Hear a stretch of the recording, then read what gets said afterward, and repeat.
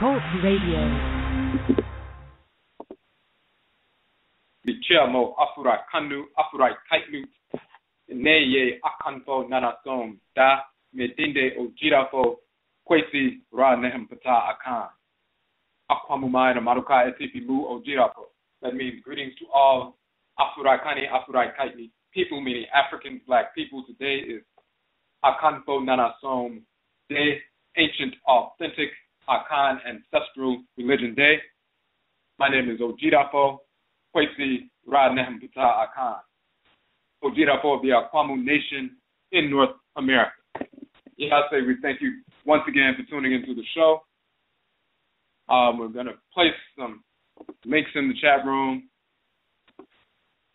The first link is going to actually link directly to the book, the Okraa Complex, the Soul of Akanfo, directly to that page. And also, we'll put a link to our publications page on the website. And that's our Homa page. Okay. And then also we're going to put a link to the Obosom Economic Development page as well.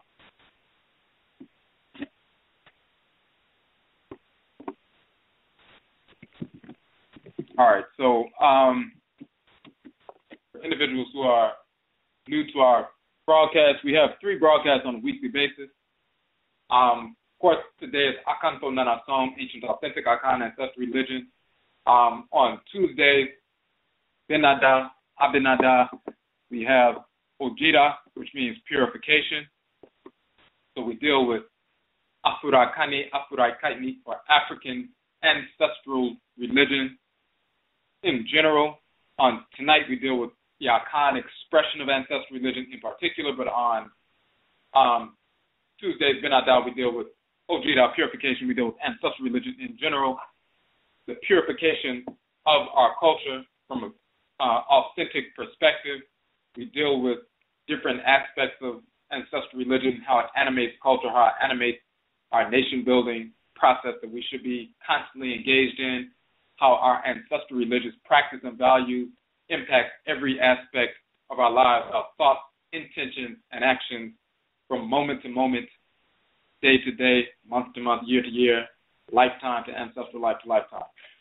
We bring clarity to texts from ancient Kemet, as well as texts and ritual practices wherever we are in the world, and we bring clarity to cosmology as it relates to our ritual practices, as it relates to our ancestral values. So that's what we deal with. Ojirada, Tuesday, Purification Day, dealing with that particular show.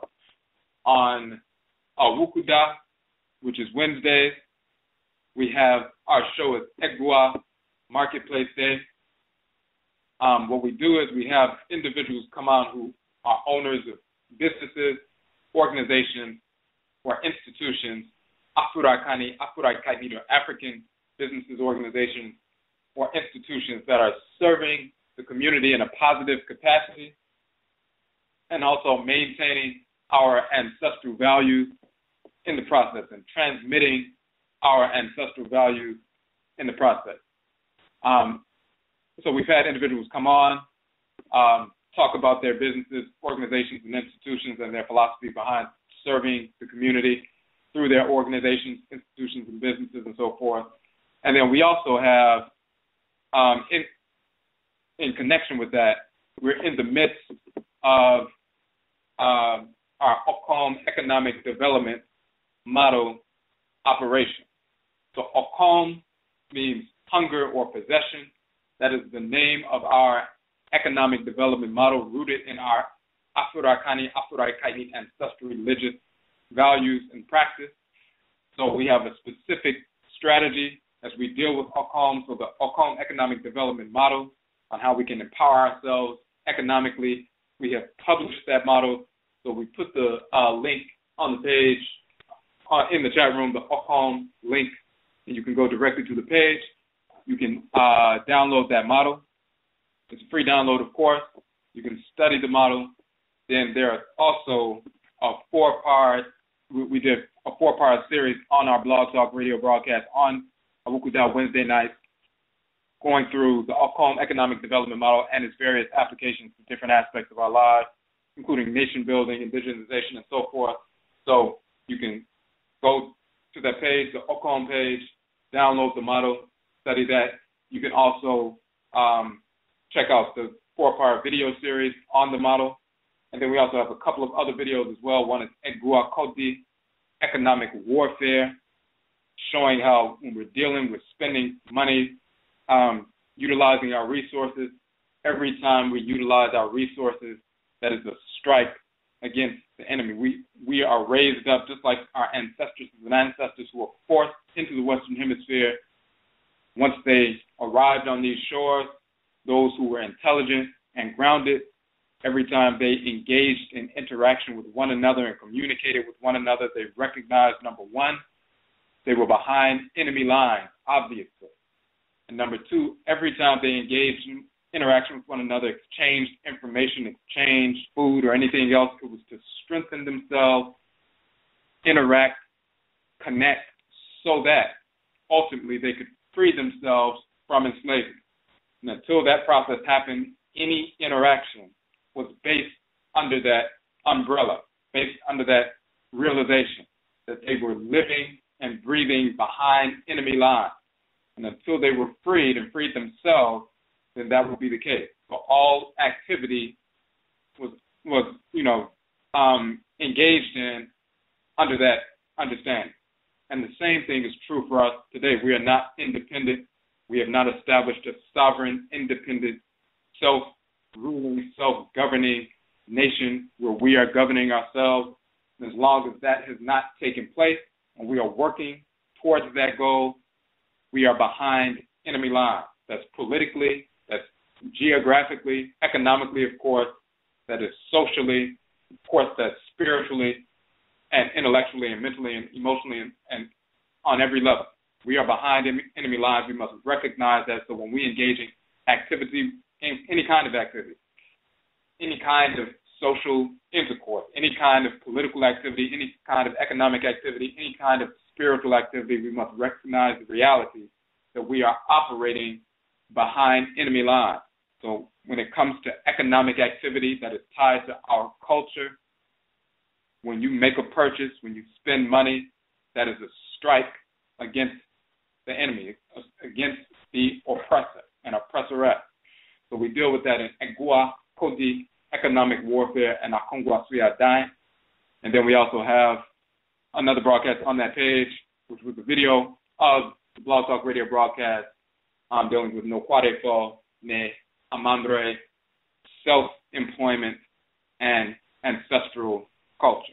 And when we talk about self-employment from a spiritual perspective and then expanding out to our social activities, economic activities, and so forth, first we must understand who we are, what is the quote-unquote self, rooted in the Okra, the soul, the divine consciousness, the Okrawa.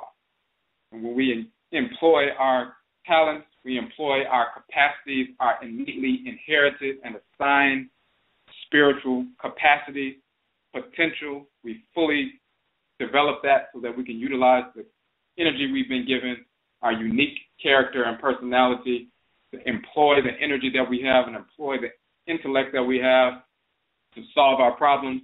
We're engaged in self-employment. And once we engage in self-employment internally, then externally we can engage in self-employment in a harmonious fashion as well. So we have a broadcast dealing with that. So on the Okra Economic Development page, you'll find all of those different videos. You'll find the Okra Economic Development Model itself. You can download that. You will also find the list of businesses. We are targeting one business, organization, or institution per week for 52 weeks. We are in week number 12. And the business for week number 12 is the business owned by our sister Nyamewaa-Nyame. What's in Your Womb? She's an authoress, published a book. They also have a healing practice a number of different things going on with their organization. The book that she published, What's in Your Womb, for Afuraitkaitnit women, dealing with the spiritual as well as physical health-wise, holistic health-wise, dealing with the womb, but also the spiritual aspect of the energy that the womb absorbs, how it processes energy, and how you need to align yourself, your spirit, your soul, your ba, your divine living energy, your ba, your ba'ed, as well as your kait, with the emerging from the womb. So a great deal of information in that book. It's a very important book. We recommend that to all Afuraitkaitnit women, and that is the business of the week. So the strategy in the Okra economic development model, first, on one hand, we address what we need to do spiritually to realign our thoughts, intentions, and actions with order. And once we do that, based on our own culture, our own ancestral religious culture, then we can move forward and engage in harmonious economic activity. It's not something that has to be taught. It's instantaneously, it manifests within us instantaneously. Once you reconnect with yourself spiritually, then the notion that we must engage in economic activity cooperatively is instantaneous. It arises within your consciousness instantaneously. So then all we need is a specific strategy to marshal our resources in an intelligent fashion, in an efficient fashion. The strategy that we use, that we delineate in the model, the Okra economic development model, is to starve the beast, feed the pride. So we make an assessment on a weekly basis to determine what resources we would have wasted with businesses with the whites in their offspring, whether it's wasting $5 at Starbucks, or wasting $5 at CVS, or wasting $7 at McDonald's, wasting $7 at 7-Eleven, wherever we're wasting money with the whites in our offspring. Instead of doing that, we starve the beast. We take that $5 or $10 or whatever, however much we spend, and feed the pride. We reallocate those resources and make a donation to the business of the week. Make a donation and or purchase of products and services to the business of the week. We starve that white beast, take the money from them, and reallocate it and feed the pride. If we don't do that, we're by default feeding the beast, feeding the oppressor.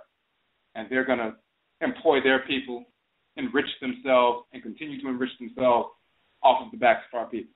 So we starve the beast and feed the pride. So again, the business of the week is What's in Your Womb publication. They also have an organization, Nyamewaa-Nyame, and we will actually put the direct link to her website in the chat room as well.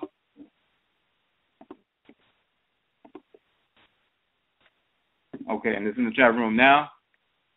So that's what we're doing on.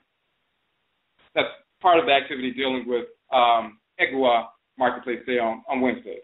And, of course, that is ongoing. So, again, we're in week number 12, and we send out notices and so forth to let people know what's going on. So check our website. You can also check our Okra Economic Development page on Facebook, because this is an ongoing process. And we also will continue to have more businesses added to the list as we go along. And at some point, we'll even deal with more than one business per week. We'll have 2 or 3 or more businesses per week that we are targeting. As it stands now, we're dealing with one business, organization, or institution per week. All right. So we're going to get into information for tonight. Before we do that, we also want to say that this particular week leading up to Saturday, Miminada, which is April 25th.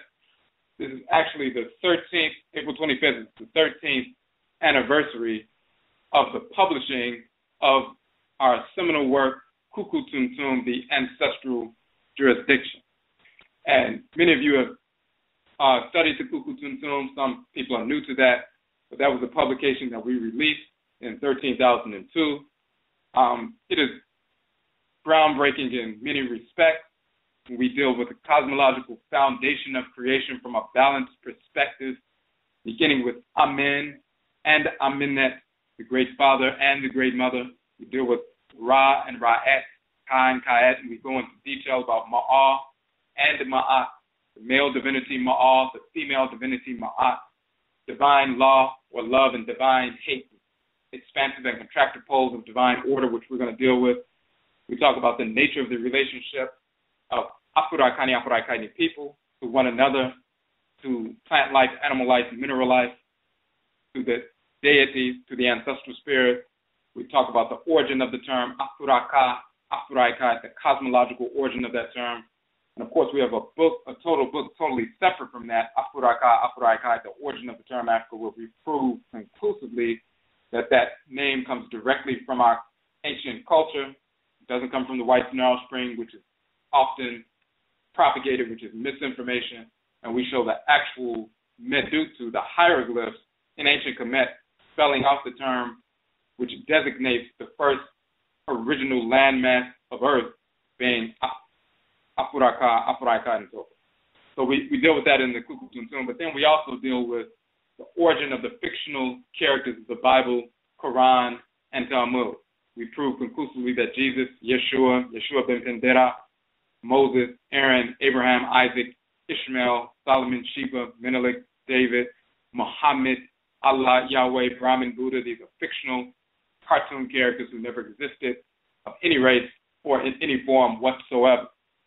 We also deal with the origin of the white Nile spring and the nature of their characters, spirits of disorder. So all of that is in the Kuku Tuntum, the Ancestral Jurisdiction. We first published it as a 3-CD set audio book. We eventually placed the entire 3-CD set on our website as a free download. So people have been downloading that work. For hundreds of thousands of people have downloaded that work over the past 13 years. We also published the book itself, the entire transcript, 80-page book, with some additional information as well. That is available. It is a free download on our website. And then we also recently published the 3-CD set. We published the entire audio book in the form of a YouTube video, so you can watch the entire 2-hour and 40-minute YouTube video, which is an audio video book. It's the same 3-CD set. It's just in the form of a YouTube video, so you can turn that on and listen to the entire piece. Of course, you can download the book as well. So, as many people have told us, it's the most transformative work that they've experienced. So, of course, it's a free download. This is our 13th anniversary. Leading up to that 13th anniversary, we've started a process, which you'll see on the website, dealing with Nanasom, Feku, ancestral religion study groups. People have begun to form study groups dealing with ancestral religion around the country. So, in fact, we'll put the link to the page dealing with that as well. The Feku page, and we just did a broadcast going into detail about that.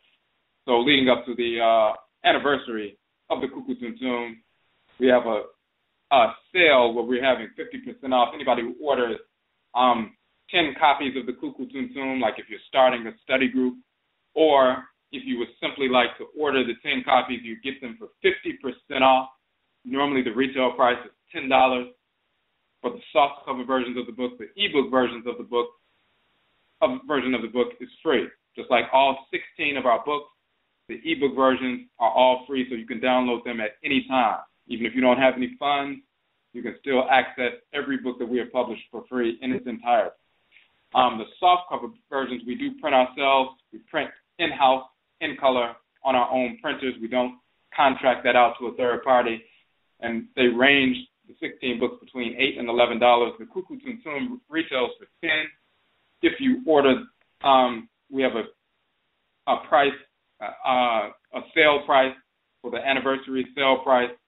It's 50% off. So if you order 10 copies of the Kuku Tuntum, instead of them being $10 each, they're $5 each.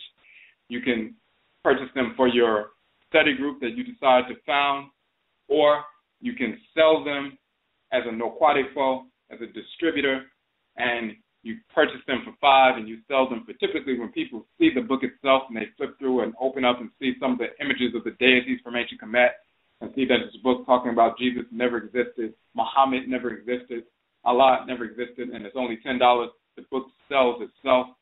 So, people will pull out $10 and give it to you. So this is a way that people can generate income for themselves if they're not working, purchase wholesale and sell retail. It's also a way to, for anybody who forms a group, that price is 50% off. For the Kuku Tunsum, it's 50% off. Now, for all of the other books, if you purchase 10 or more copies of the book, it's automatically 30% off just in general. It has nothing to do with the anniversary. That's just standard across the board. So some people have purchased a couple of our books, like many of them are $9, some are $10. One of them is $11, one of them is $8. Sometimes people will purchase the entire set, the entire 16-book set. That's automatically 30% off. Any order of 10 books or more. So if you ordered the first 10 of our books out of the 16, and then you ordered 6 more books later, but if you ordered the first 10, instead of paying $96 for 10 books, it's $66 for 10 books because it's 30% off, and that's always our standard discount for large orders. So, but with the Kuku Tunsum itself, since it's the anniversary leading up to April 25th, that's a separate price of 50% off instead of 30%. It's 50% off specifically for that book.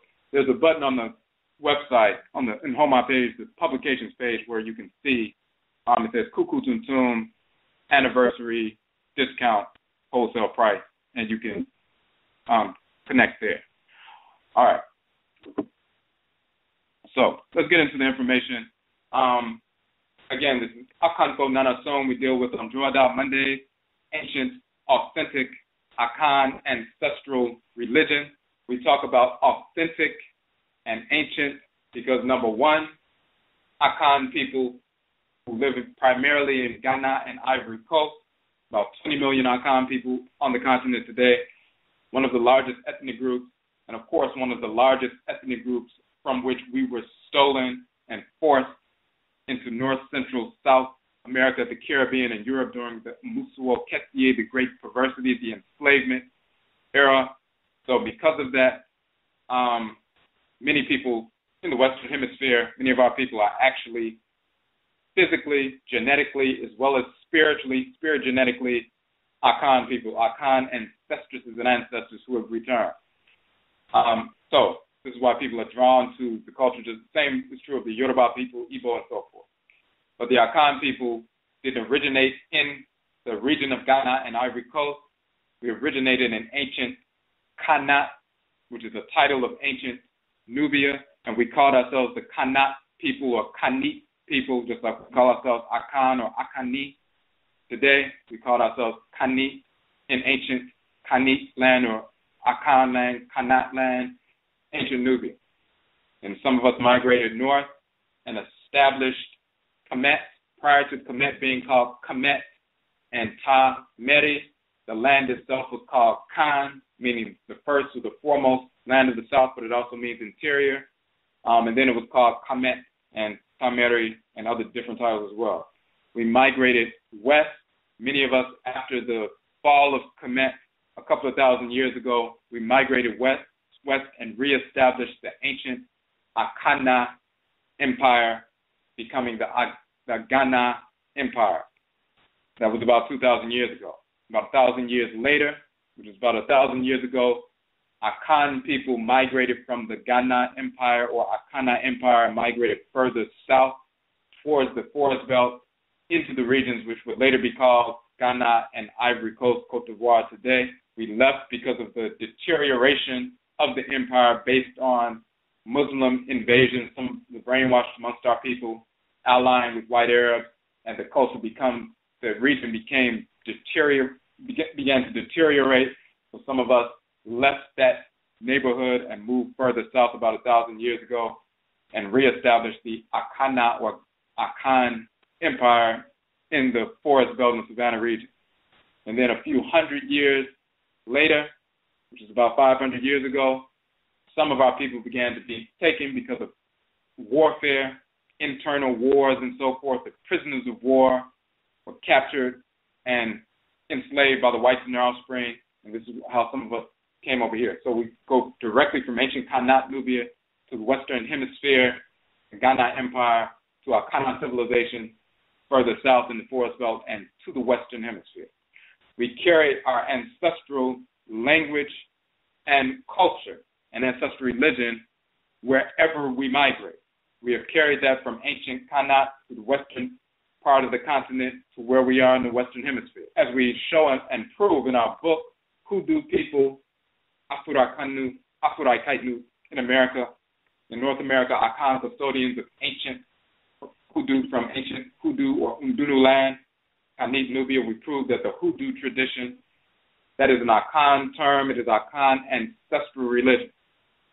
Hoodoo or Undu in the Akan language means roots, root work, and so forth. The Udu Yefo is the root worker, the root doctor, and the Odun Sinifo is the root worker and root doctor, but they're also the conjurers, dealing with the spirits of the ancestresses and ancestors and the forces of nature.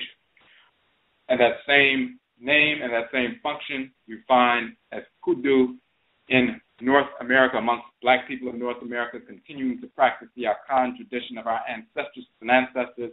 It's called root work, root doctors, and so forth, and also conjure. But we also prove in that book that the same terms existed in ancient Kanat, Nubia, Undu dealing with medicine, Undu dealing with conjuring, root work, and so forth. And even the name of the land itself, another title of ancient Kanat is Undu, land, Kudu, land, and the people who call them Undu or Undunu people.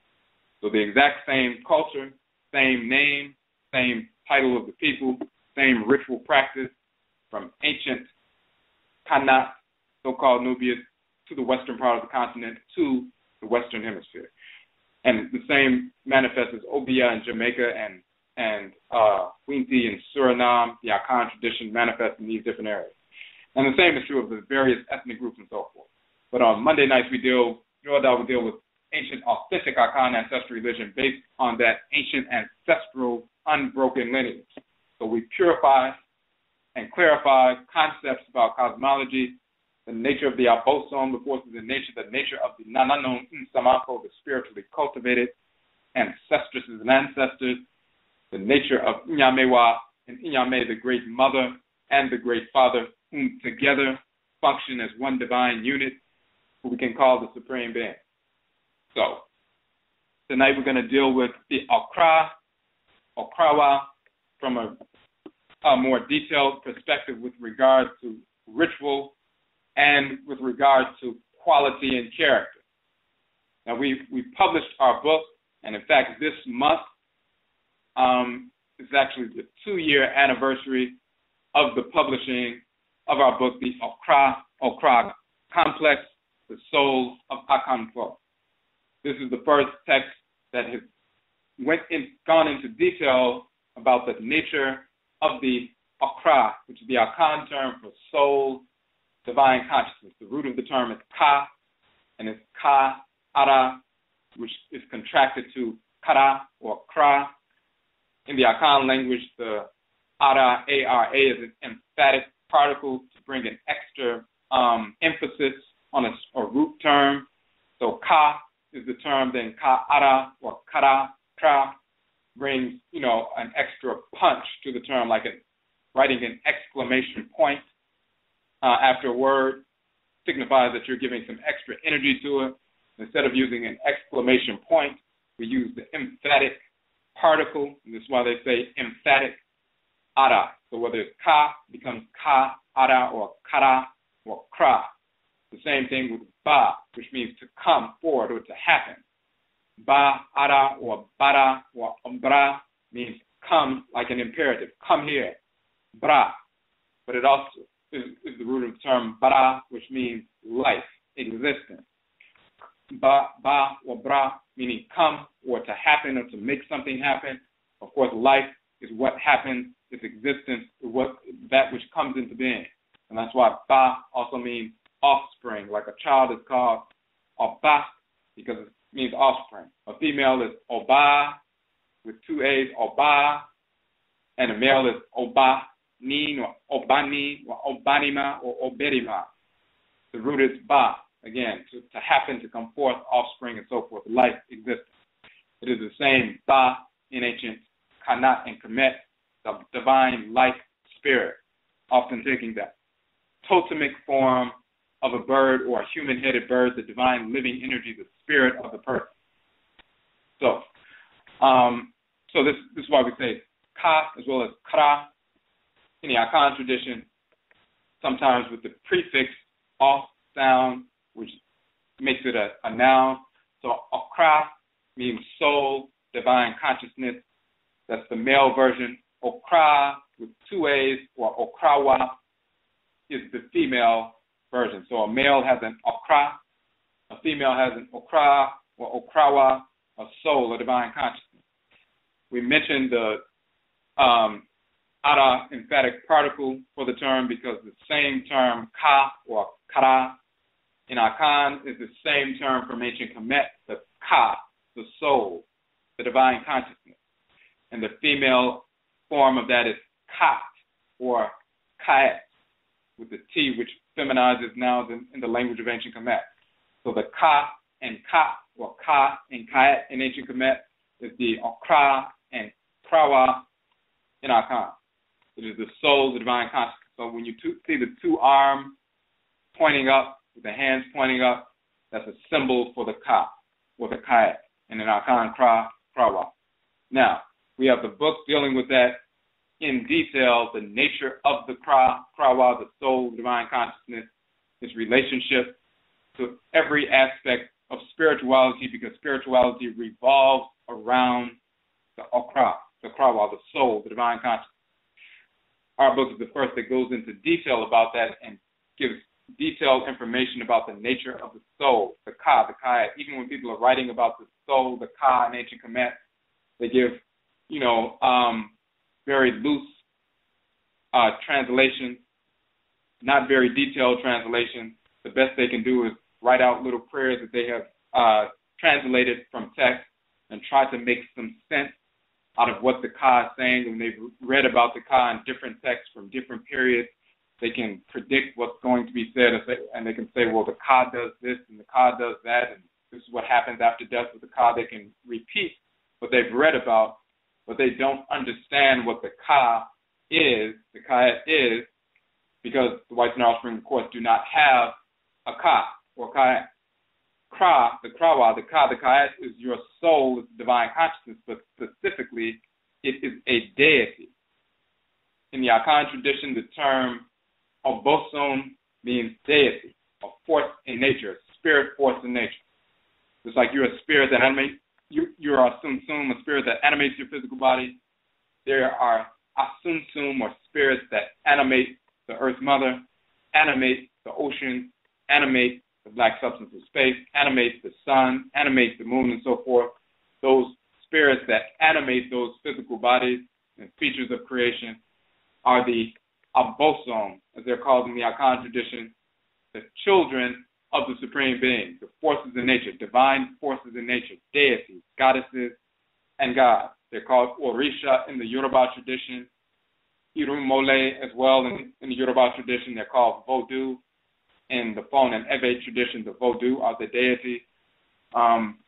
In Igbo, they're called the Arusi, and in ancient Kemet, the most popular title is the Ntoru and Ntorotu, often misnomered Neteru and Neterutu.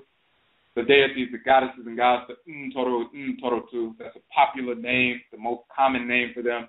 That name is still used in the Akan tradition. The Ntoro is a title for deity in the Akan tradition as well. The Akan term Bosom, or Obosom, meaning divinity, comes from Bosum in ancient Kemet, which is a descriptive title of a deity. So it's the same term from ancient Kemet that we use in the Akan tradition today.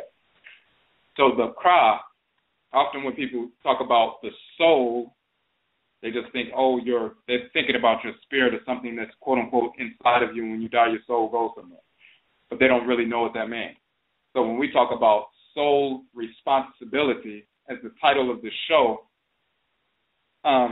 expresses, soul responsibility, S-O-U-L, responsibility. What is your responsibility with regard to your soul, your divine consciousness? And then it's also your soul responsibility, S-O-L-E, because it is based on what is your function in creation. So the first thing that's most important when we use our own term to define these aspects of ourselves, our being, then we have a proper definition. The soul is just an English term, corrupted from a more ancient term, but the term that we use is Okra, Okrawa. It is a divinity that is assigned to us pre-incarnation by Nyamewaa and Amenet and Amen, the great mother and great father, as they're called in ancient Hanit, Nubia, and ancient Kemet. And Amen becomes Nyame in Akan, and Amenet or Amenat becomes Nyamewaa in Akan, the same divinity, same name. So, as we say in the book, pre-incarnation. So when you make your transition, you're a spirit animating your physical body, you make your transition, leaves the body is buried, there's a funeral and so forth, but your spirit leaves the body. You are a spirit now, an ancestral spirit. If you live fundamentally in harmony with order, just in a sensible way when you are living your life on earth, then you can go and dwell in the ancestral realm, Asamando, amongst the Nsamanfo, the Nananom Nsamanfo, and Nsamanfo Pa, the ancestresses and ancestors, those who are spiritually cultivated, as well as those who are just nice people who weren't necessarily spiritually cultivated. You become one of the Nsamanfo, the ancestresses and ancestors, and you live amongst the ancestresses and ancestors in Asamando, the ancestral realm, for however many generations.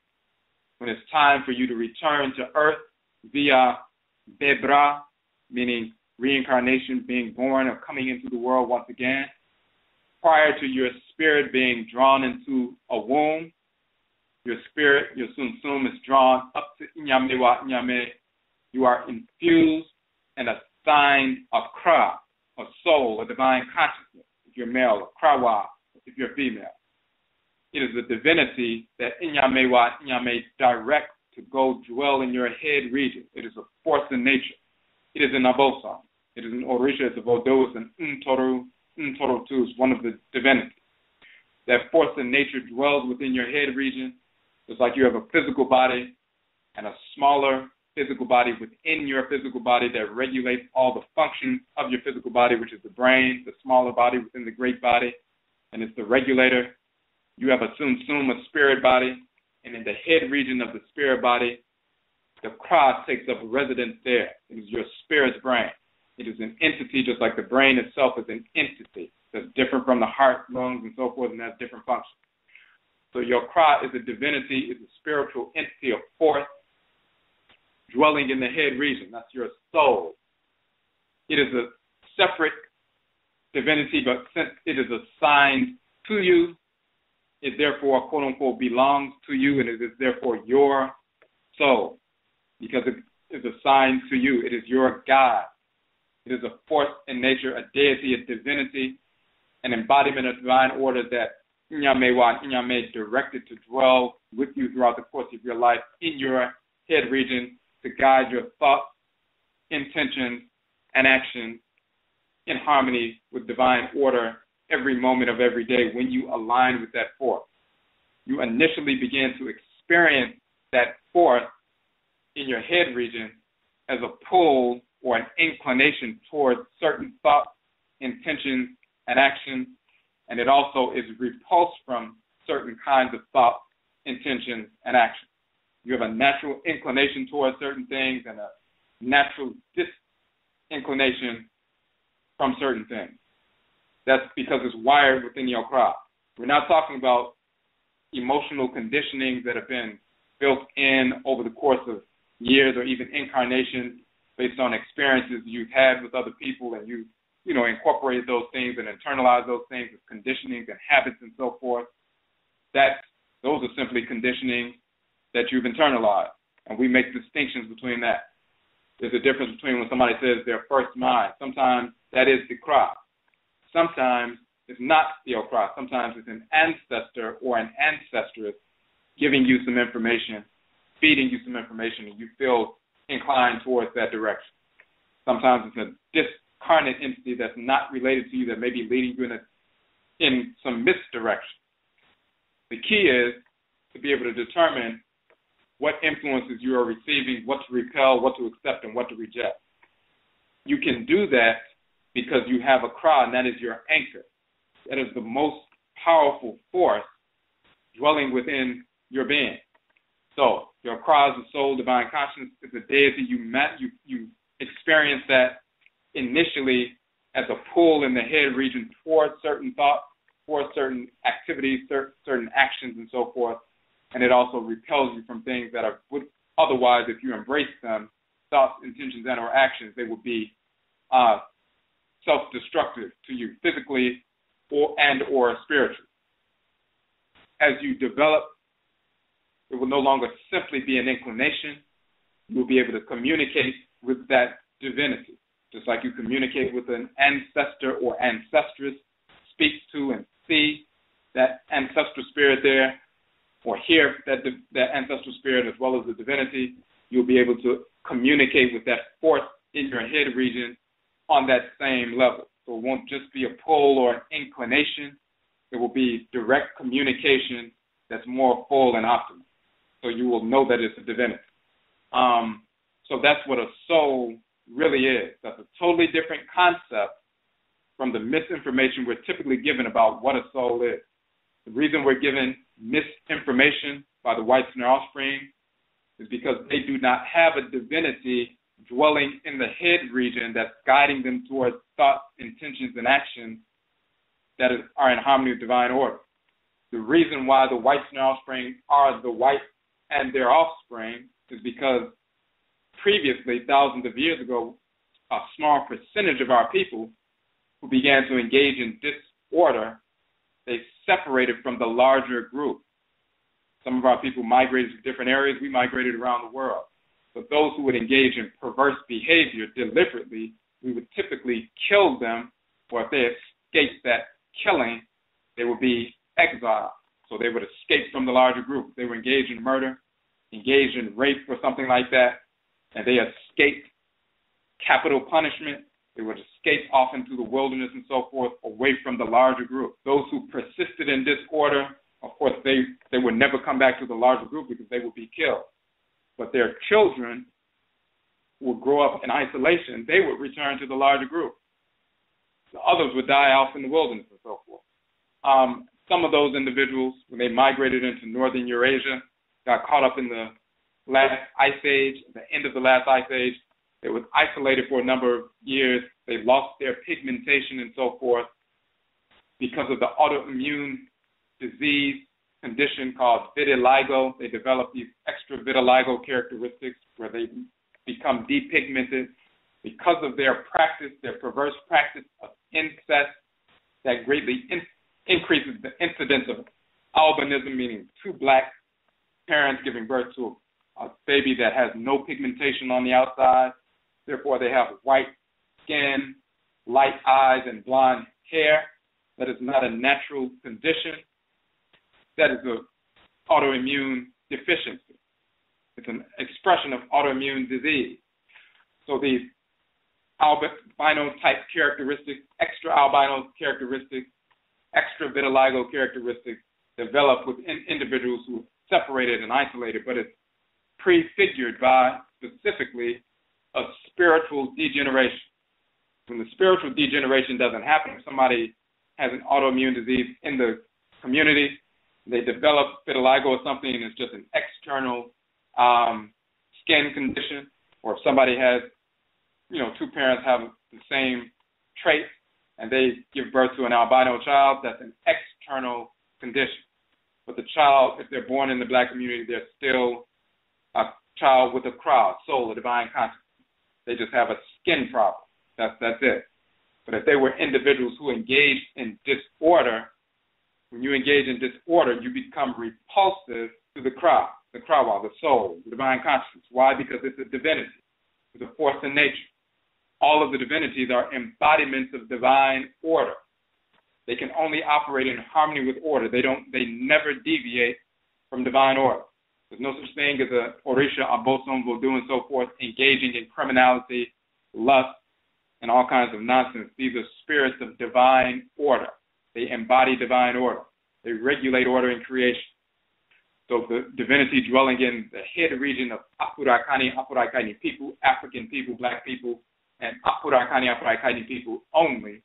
None of the whites in their offspring, whether they're white Europeans, white Americans, white Hispanic, white Latinos, white Latinas, white pseudo-Native Americans who are just Asian invaders, white Arabs, white Hindus, white Asians, no matter what part of Asia they're from, none of them have Okraa, a soul of divine consciousness. They are all spirits of disorder who incarnate as spirits of disorder.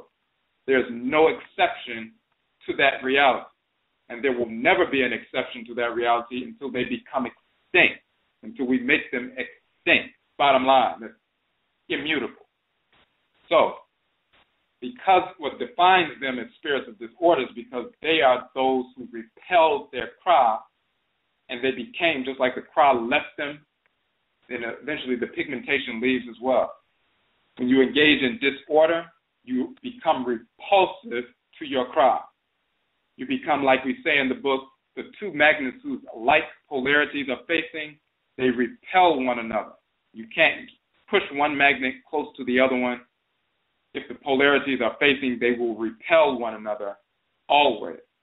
When you reverse the polarities, then the opposites are facing one another, they will attract and jump together.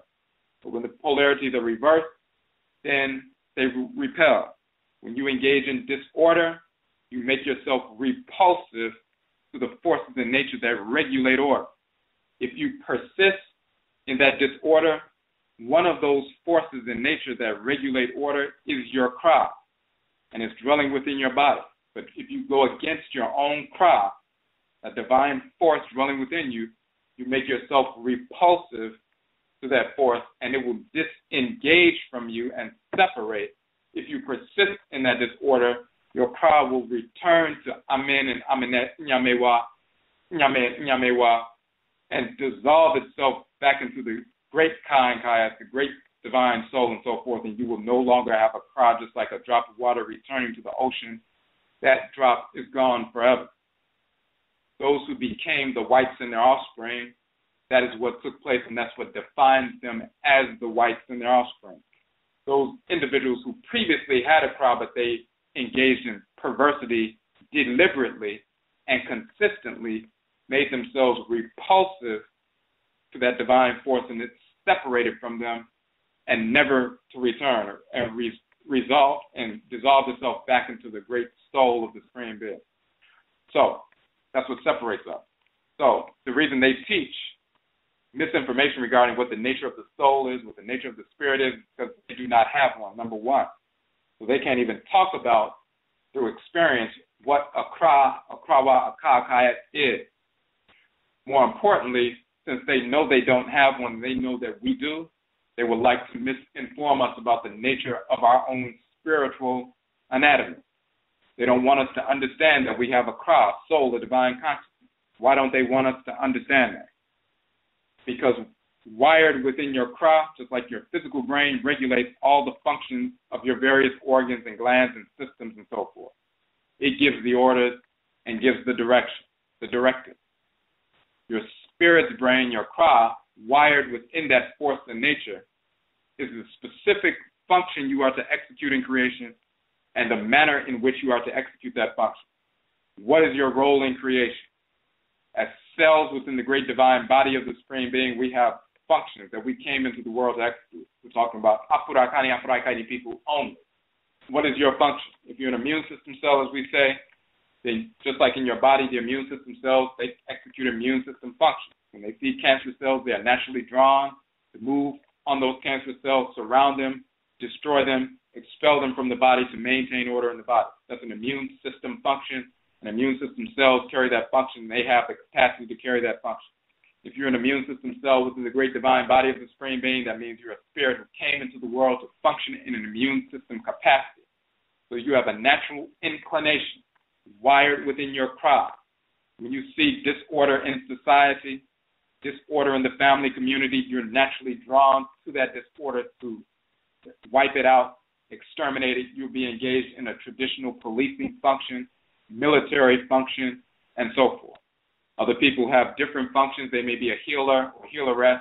They're naturally inclined to move towards when someone is ill, when dis-ease manifests. They're naturally inclined to move towards that imbalance and restore balance through a healing practice because it's wired within their crop. And different people have different functions. That is wired within that divinity that dwells in your head region. Everything that you do, every thought, intention, and action should be in alignment with that which was wired within your crop. We call it the Okra and Nkrabia, the divine function you are to execute in the world, your mission, and the manner in which you must execute that function based on who you are. Okra and Nkrabia, your divine function of so-called life purpose or focus. Then you're also given what we call in Arkan the She and Shebia, a specific configuration of energy that will allow you to execute that function. So if you're an immune system cell, you need that fiery kind of energy to support immune system function. So your Okra and Nkrabia is your function, immunity. Your She and Shebia is the fiery forces of energy that you need to execute that immune system function. So you're given a blueprint on how to operate in the world, why you are in the world, and you're given a configuration of energy, a unique configuration of energy, so that you can employ that energy to support your function. You won't just be given a function by the Supreme Being, here, go do this, and not given the exact configuration of energy you need to execute that function. If you need the kind of energy necessary to heal people, Nyamewaa-Nyame will give you that function as a healer or healeress, and they will infuse you with the kind of energy you need to affect healing. If you are to engage in an executioner, policing type function, that will be your life focus, but then they'll give you the kind of fiery energy configuration you need in order to execute that function. And they will give you the tools by which you learn how to expand and contract that configuration of energy, how to turn on the valve and release that firepower, how to shut it down, and so forth. So that's the Okra and Nkrabia, the function, and the manner in which you have to execute that function.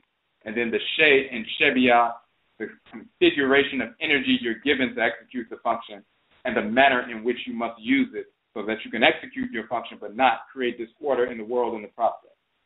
All of that is wired within the Okra, just like all of the directives that will make your body function harmoniously. All your organs and organ systems are wired in the brain. So whenever you seek clarity on the nature of these concepts, you can always look at the physical body. You have a physical body, and you have a brain, the smaller body, that regulates order within the physical body and regulates all the organs and glands and systems in the body. You have a spirit body, the Sun, and then you have a smaller body within the spirit body, within the head region, called the Okra, or Okraa, the soul, the divine consciousness, the spirit's brain, that regulates the energy in the spirit body, regulates the spirit organ or energy configuration in your spirit body, so you can utilize your energy in a harmonious fashion. So, all key. So when you understand the nature of the Okra and the Okraa, the soul, the divine consciousness, then we get into soul responsibility. But first, we have to understand the nature of that divinity. We talked about it as a deity, a divinity. So we're going to talk about the provenance of that divinity based on cosmology. And once you understand the provenance of that divinity, we already can see that all thoughts, intentions, and actions revolve around that divinity, because your very purpose for being is encoded within the Okra, just like the functions of all your organs are encoded within the brain. Your very function for being, purpose for being, your function in life is encoded within your spirit's brain. It has the entire blueprint. So when we engage in spirituality, we seek to know and learn, what do I need to do? How do I need to function? How do I overcome a certain obstacle? You're attuning to that force in your head region to pull down or download that information so you can utilize it in a harmonious fashion, because it's a divinity.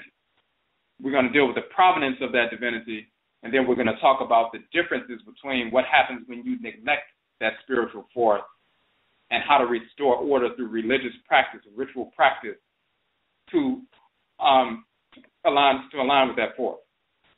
Spirituality is about aligning and realigning with your Okra. That is the soul's divine consciousness. So forces in nature, the Obosom, the Orisha, and so forth, They give us power. Just like you go outside and your physical body is powered by the sun. You're dependent on the energy of the sun to live. You're also dependent on the water in the oceans and rivers and so forth to stay alive. You're dependent on the minerals in the earth and so forth to sustain yourself and stay strong and healthy. You're dependent on the air in the atmosphere to stay alive. So these physical aspects of nature, your body is absolutely dependent on in order to function in a harmonious fashion. Your spirit body is dependent on the spirits that animate the ocean, animate the rivers, animate the atmosphere, animate the sun, animate the stars, animate the earth mother, and so forth. So just like your physical body is strengthened by these aspects of nature, your spirit body is empowered through receiving the energy from the spirits that animate nature, the Obosom, the forces of nature, the goddesses and gods, the Orisha, and so forth. They only give you power and rejuvenate your energy and replenish your energy so that you can align yourself with what's in your craft to execute your function. The forces in nature are children and grandchildren of the Supreme Being. They know what your function is. They will only empower you so that you can execute your function. So when you invoke forces in nature and they possess and so forth and communicate with us and we pull libation and engage in ritual song and dance, to attune with the forces in nature, they replenish our energy and give us the power, empower us to execute our function. They don't empower us to do something outside of our function. They only empower us to execute our function.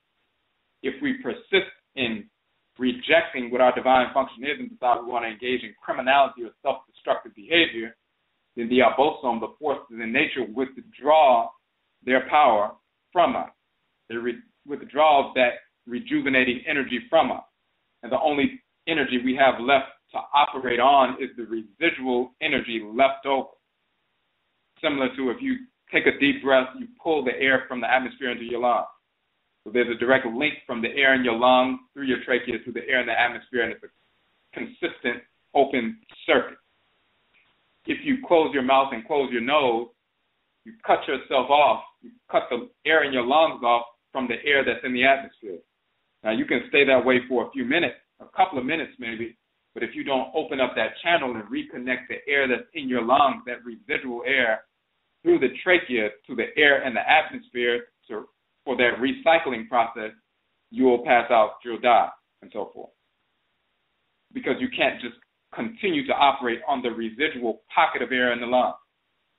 You cut yourself off from the great source of air around the planet. If through disorder you make yourself repulsive to your own craft and repulsive to the divine forces in nature, because they are embodiments of divine order. So if you engage in disorder, you have reversed your polarity. You're like the magnet that's being repelled. Now their energy, you're repelling, and they're repelling you. So their energy can't be infused within you. You've made yourself repulsive. So the only energy you have to operate on is the residual energy that is being cut off, that's still circulating through your body, but is cut off from the largest source of energy from the various aspects of creation. So you can try to operate on that little residual energy just like somebody can try to operate on the little residual pockets of air in the lungs. And when they operate like that, and that's all they have, then they start operating in a negative fashion. They start turning blue and ready to, asphyxiate and so forth. The same thing happens when you try to operate on the little residual energy that is cut off from the free flow of energy coming from the forces of nature, because you're engaged in repulsive activity. So you cut yourself off based on your behavior. Your Okra separates from you. Now you only have a little pocket of energy left over, and now you begin to turn blue and engage in self-destructive and discordant behavior, disoriented behavior, self-destructive behavior, and so forth. So this is what happens. But when you are in alignment with the Kra, while the soul, the divine consciousness, is dwelling in the head region, then the Obosom will empower you to continue your functioning in creation in a harmonious fashion. So their work to empower you is to support your divine function, because they know Nyamewaa-Nyame gave you a function. The ancestresses and ancestors who are spiritually cultivated, we call Nananom Nsamanfo in the Akan tradition, they give us guidance on how to utilize the power we have been given to execute our function in a harmonious way based on the clan, based on the specific blood circle that we were born into. So the way one group will approach the Earth Mother will be slightly different than the way another group utilizes the energy from the Earth Mother, simply because they've migrated to different parts of the Earth Mother over thousands of years. They've eaten certain foods and incorporated those foods into their anatomy, and therefore they may be allergic to certain foods, but somebody else may not be allergic just based on what has happened over thousands of years and the manner in which they've lived along, riverine areas or mountainous regions or desert areas or forest areas. We adapt to those different climates. We adapt to the food sources in those areas. So we have different dietary needs, and we have a different culture externally, slightly different than somebody else who lived in a different region of the continent and so forth. So the way one group, like the Akan, will deal with the Earth Mother or the Obosom operating through the sun and the moon and oceans and rivers, will be slightly different than the way the Yoruba people will, or the Igbo people will, or the Ebe people will, and so forth, based on our genetic blood circle, based on our inheritance, based on our experiences over thousands of years as part of a specific group or clan system. So the ancestresses and ancestors, the Nananom, who lived as part of that clan structure, that peculiar clan structure, with those peculiar dietary requirements based on that clan and peculiar social, requirements as well as taboos and so forth associated with that lineage, that blood circle, and those who mastered life as part of that clan, living in the world as part of that clan in a harmonious fashion, only they can show you as one of their direct descendants how you can align yourself with your Okraa, execute your divine function in the world, in the great divine body, as part of a specific clan, because you come from them, their blood circle and so forth, and their spirit blood circle, so they can show you and give you guidance on how to utilize the energy you're given from the forces in nature based on your clan identity. But they only give you that guidance because they're trying to help you execute what is wired in your Okraa. The Obosom only give you power so that you can execute what has been wired in your Okraa. So the Okraa is like the apex of a triangle. It's at the top. It is the same. And your function is encoded there. The Obosom, the forces in nature, and the Nananom and Samafo, the ancestresses and ancestors, can be like the bottom right and left points of the triangle.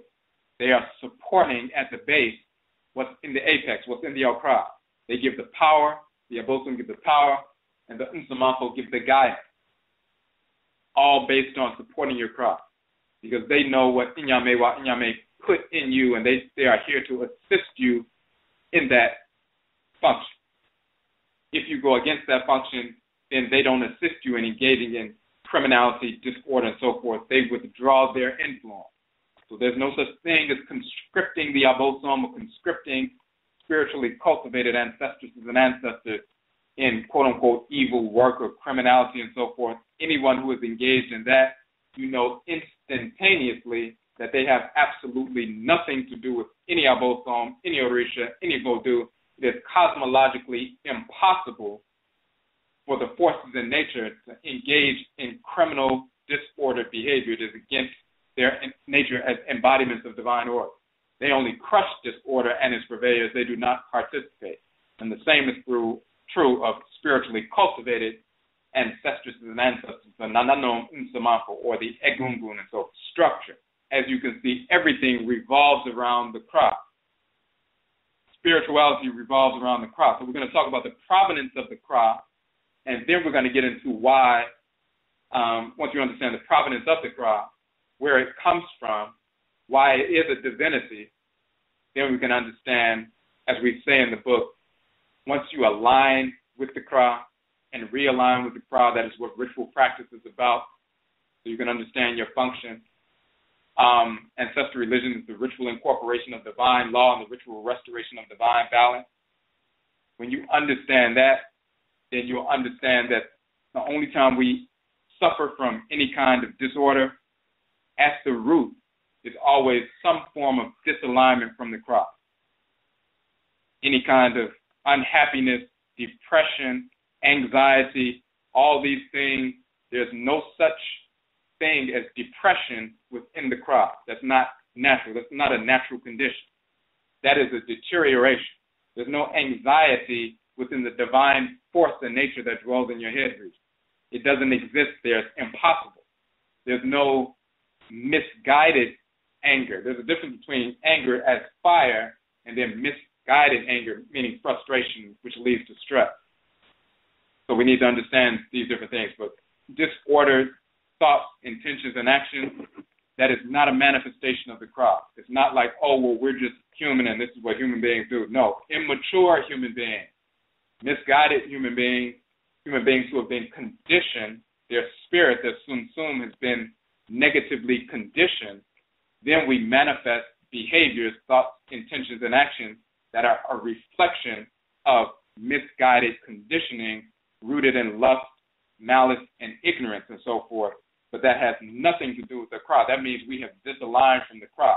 Because when you align with the Okraa, that repels any disorder, which includes fear, which includes quote-unquote unhappiness, which includes depression, which includes anxiety, which includes addiction, which includes a number of different things. So we want to get into that, but first we're going to talk about the provenance of the Okraa so we can show why is the Okraa the soul of divinity, and then we'll get into the other aspects of it. First we're going to take if you look at the link in the chat room for the Okraa Complex, the Soul of Akanfo, we're going to put that link back in there. And of course, you can download the ebook of the ebook version of this book for free. Okay, so that's the link in the chat room. And when you go to, for example, if you go to page, looking on page 48, okay, so we talked about some of it, and I just want to pull it up as well on this section as well.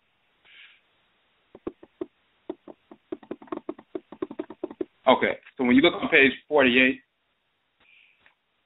we say because the Okraa does not dwell in disorder, thoughts, intentions, and actions which are reflective of disorder are repulsive to the Okraa or Okrawa, where they are naturally repulsive to Nyamewaa-Nyame.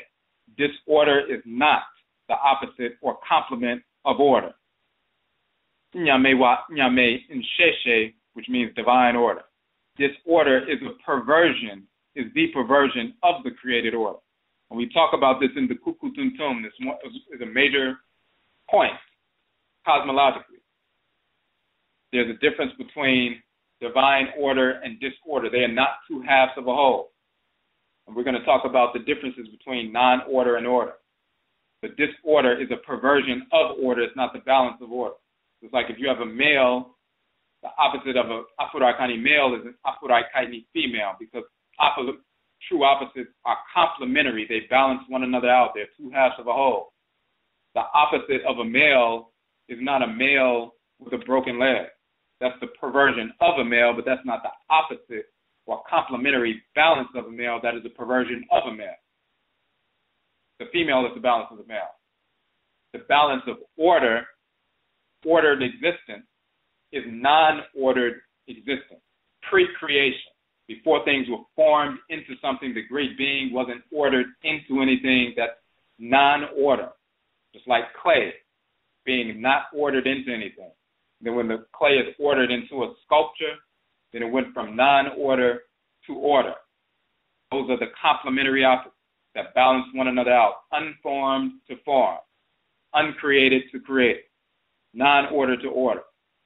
Once the clay is in the form of a sculpture and someone comes and breaks the sculpture in half, that is disorder. That is a perversion of the order, but it's not the balance of order. It's not the complementary opposite. The complementary opposite was the state of non-order, which was the unformed clay. And then the other half was the formed clay. somebody coming along and breaking the formed clay is a perversion of the formed clay. So disorder is not the perversion of order. I'm sorry, disorder is not the balance of order. It is the perversion of order. The whites and their offspring want us to think that disorder, or which is properly termed evil, is the opposite of good.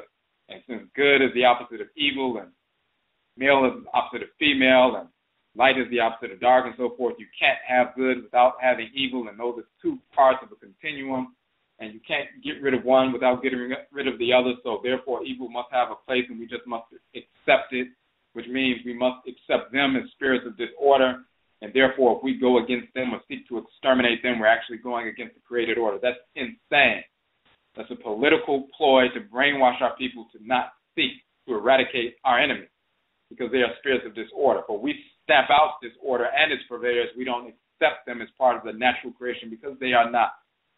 So when it says disorder is the perversion of the created order, this is why Nyamewaa-Nyame created Obosom, forces in nature, to exercise the divine immune response. In our Khan culture, this is Benna and Abena, the male and female force of divine hate, the divine immune response in the great divine body. They are called Heru Behudet and Setchima, Sekhmet in ancient Kemet, and Ogun and Iyami Abeni in the Yoruba tradition. The Supreme Being created these Obosom to eradicate disorder and its purveyors so that the integrity of the divine order is maintained in Abodie, the created universe. We say in Sheshe, or order, by definition. Order now, by definition, delineates the reality that some things, objects, deeds, and entities are acceptable, and some things, objects, deeds, and entities are not acceptable. If you have something that is ordered and you have divine order, that means there's a specific order.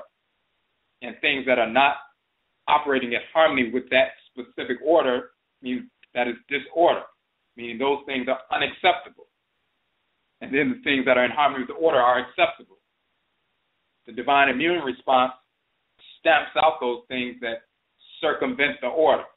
And in your body, the divine immune response, the immune system, the lymphatic system, once cells get out of the accepted order, they are killed so that the order can be maintained, so it has integrity.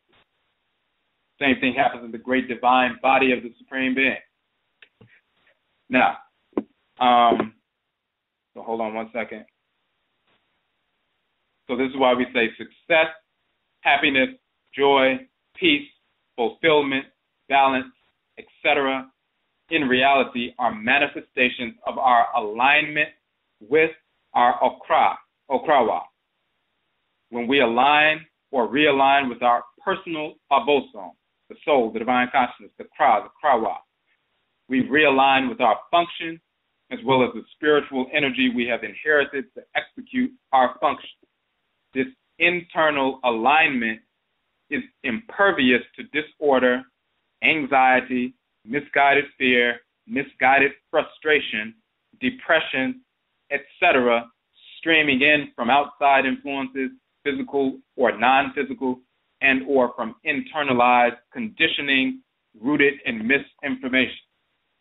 If you're in alignment with your Okraa, which is a divinity, that alignment is a manifestation of order.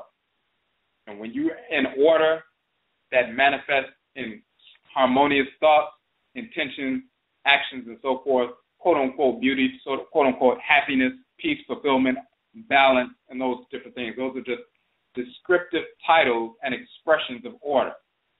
Peace and balance is an expression of order.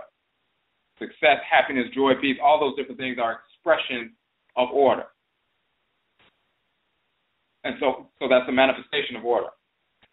If you manifest disorder, anxiety, misguided fear, misguided frustration, depression, all those different things, that is at the root always a manifestation of some form of disalignment from the Okraa.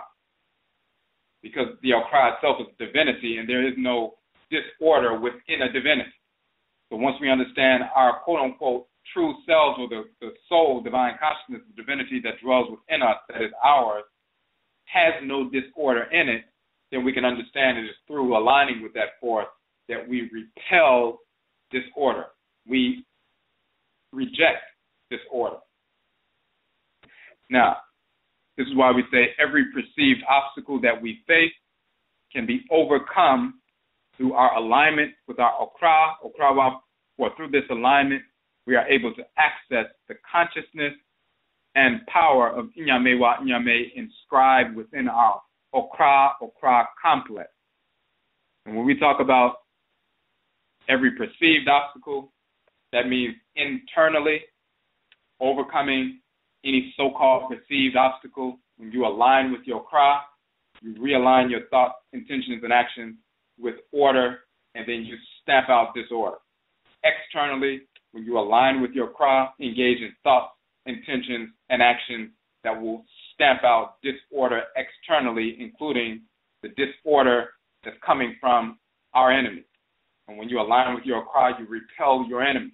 You engage in activity to repel and reject your enemy, exterminate your enemy, eradicate your enemy, so they can no longer oppress you in any fashion. So that is a manifestation of alignment with order as well external. So it's internal as well as external.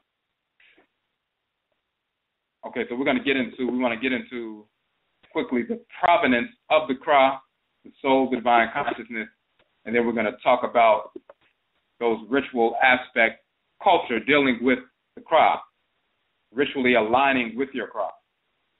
First, we want to go through make sure we didn't miss anything in the chat room.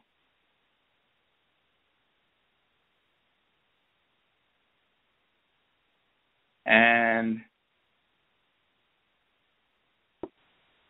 okay, so there was a question about the same divinity, the same soul, divine consciousness, as well as the same gender when we return into the world. So yes, we have that same function. As long as we have that function, and sometimes people do not fully execute that function when they are here. Every single person doesn't, live to achieve that societal office that we call Nana. In our Akan culture, Nana means elder, elderess is an honorific title, the highest title in society. Of course, the greatest elder and elderess is Nana-Nyame, and Nana-Nyamewaa, the great, quote-unquote, grandmother and grandfather, supreme being. So Nana can mean grandfather or grandmother as well, gender-neutral title, but it's also a highest office in society, meaning someone who has cultivated themselves spiritually, consistently. They become an honorable elder or honorable elderess, a Nana Panyi, and so there's someone who engages life in a harmonious fashion, consistently, aligning their thoughts, intentions, and actions with divine order, Nyamewaa-Nyame and Sheshe, aligning it with their Okraa every moment of every day, and they manifest ordered behavior on a consistent basis, earn that societal office and title of Nana. Everybody doesn't get to that point, so they'll make their transition when the elders and eldresses who are spiritually cultivated, the Nananom Mpanyimfo, when they make their transition, they become Nananom Nsamafo, and they function as honorable elders and eldresses in the spirit realm. And sometimes some of those Nananom Nsamafo are assigned to us to help guide us throughout our lives on the ancestral side, dealing with our clans and how to function in a harmonious fashion based on our ancestors. But many of us don't achieve that level of development when we make our transition. As it stands today, the vast majority of our people don't achieve that level of development before we make our transition. We're still engaged in self-destructive behavior in various ways. So when we make our transition, we become an ancestor and ancestress living amongst the Nsamafo if we lived a normal, basic life and so forth without engaging in insane type, criminal type behavior. Because those who do that, they're not allowed to live. They're repelled by the Nsamafo, and they cannot live amongst the Nsamafo in the ancestral realm. They're earthbound spirits hanging around, causing people problems in different areas. But the ones who made their transition weren't necessarily cultivated, but they were basically nice people. They live in the ancestral realm, but when they reincarnate, yes, the same divinity is assigned to them because it was still connected with them, even when they were living in the ancestral realm. That same divinity. So when they go before Nyamewaa-Nyame, that function is renewed within them, and yes, they will remain the same gender. So it's not a situation where every other lifetime, one lifetime you're male, one lifetime you're female, and so forth. You're the same gender as long as you have that same function. You're that same gender. You're coming back through in the same fashion. All right. And we're going to get into some more of that as we go through the provenance of the Okraa and the ritual aspect of it, of dealing with the Okraa.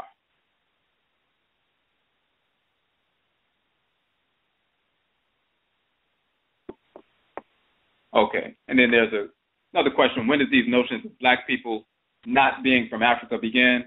They begin with the whites and their offspring.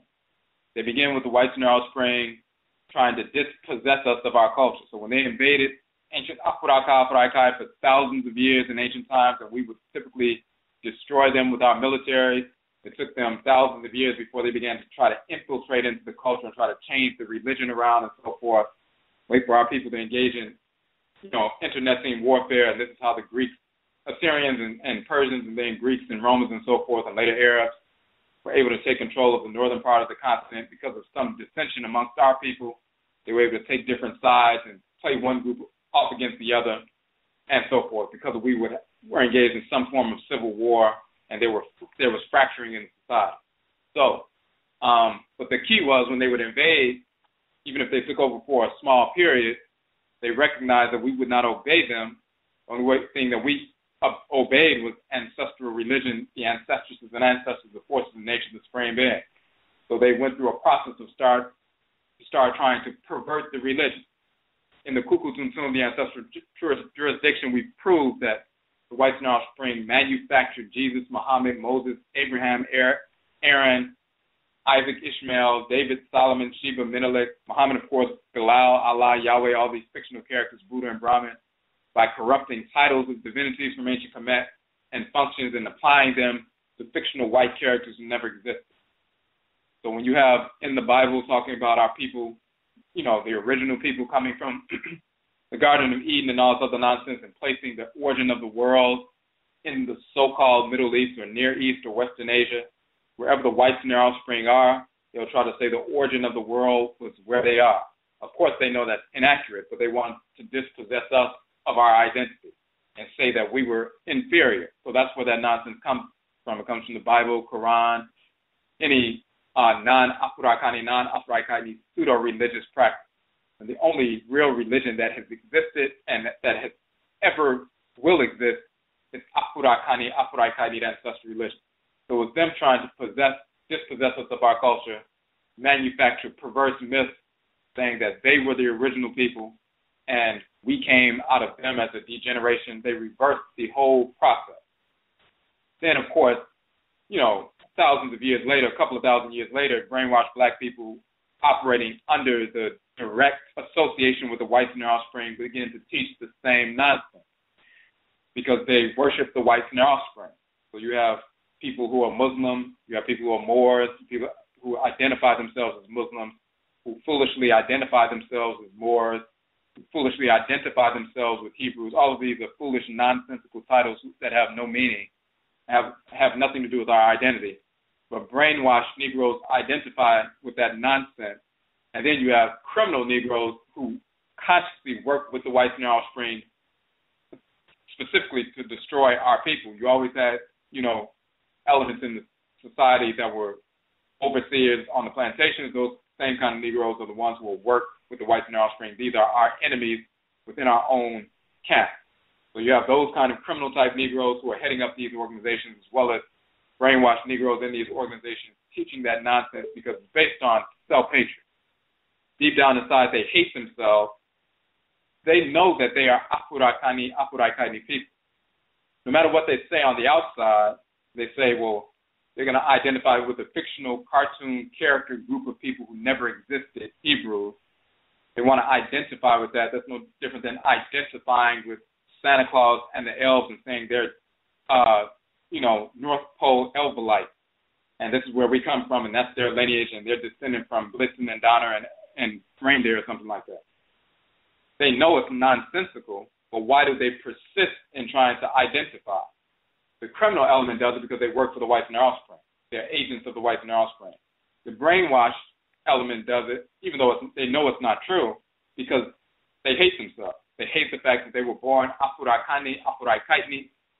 They have embraced the false notion of identity forced upon us by the whites and their offspring. They believe that black is inferior, Afurakani, Afuraitkaitnit. Identity is inferior, African is inferior, and so forth, because they hate themselves and they worship the whites and their offspring. But they don't want to let people know that they worship the whites and their offspring because they would appear to be foolish. So they have to pretend like they really embrace that foolish doctrine that they're promoting, but at the same time, they're promoting white, ridiculous doctrine that we come from anywhere else outside of Afuraka. So they will take on foolish titles that have nothing to do with our identity, such as Muslim, such as more actually means dead. And we have a book that we published proving irrefutably that more means dead.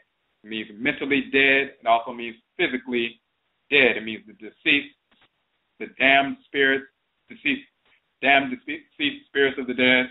It also means the socially dead, meaning a slave, a vassal, a servant, someone who is afflicted, wretched, and so forth. It's always been a derogatory term, and it comes directly from ancient Kemet. And we've always used that term before the whites and their offspring even came into Kemet. We were using that term mer, meaning dead, and so forth. When the whites and their offspring came in contact with us, they saw the term that we were using, and they continued to use it, and they used it to apply to all of our people in a derogatory fashion. So as opposed to just identifying a sick or wretched or a deceased individual as mer or more, meaning dead, they said, well, all black people are that, because that was a derogatory usage of it. So we have a book proving that. That's one of the books you can download for free and so forth.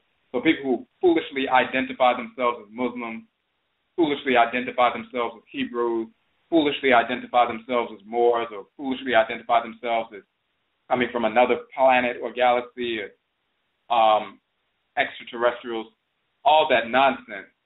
In reality, they're not going to say it out front because they sound foolish.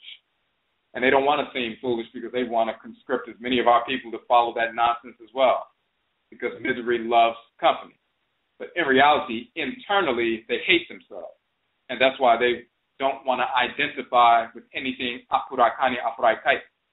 And the more you prove to them that we do come from Afuraka, Afuraikai, and show them that you understand that and you're grounded in that, the more angry they become, and they come up with all kinds of ridiculous theories and nonsensical pseudo-research to try to prove something that they know themselves is not true. So now you're dealing with people who are emotionally unstable, mentally unstable, spiritually discordant. And we did a broadcast dealing with that. People who are, spiritually and emotionally unstable, passing themselves off as intelligent, articulate scholars and people in the community and so forth. And you have people who have true psychological problems. And we're going to get into that in a minute when we deal with Odaim, meaning psychosis, which is disalignment from the crowd. But that's the basis of it. It comes from the whites and their offspring trying to dispossess us of our culture so they can make us believe that Afurakani, Afuraitkaitnit people are African means evil or bad. Then we don't want to embrace who we are, and then we will follow them. And then brainwashed Negroes just carry on with that nonsense. Okay. And there was another question. There was another question about the number of people, a huge amount of our people denying African heritage while downplaying the slave trade. I need to know what to prescribe our people for these symptoms of slavery. So, yes, and as part of this process, when we talked about the Kuku Tuntun, we've had thousands of people, literally tens of thousands of people over the past 13 years who download that information for free, and that transforms their entire understanding. And it stamps out all this foolish pseudo-scholarship being promoted by a lot of these Negroes out here. Because if you remember, if you just step back for a second, you see a lot of activity on social media because it's become popular to use social media to spread misinformation. It's a new way to do that.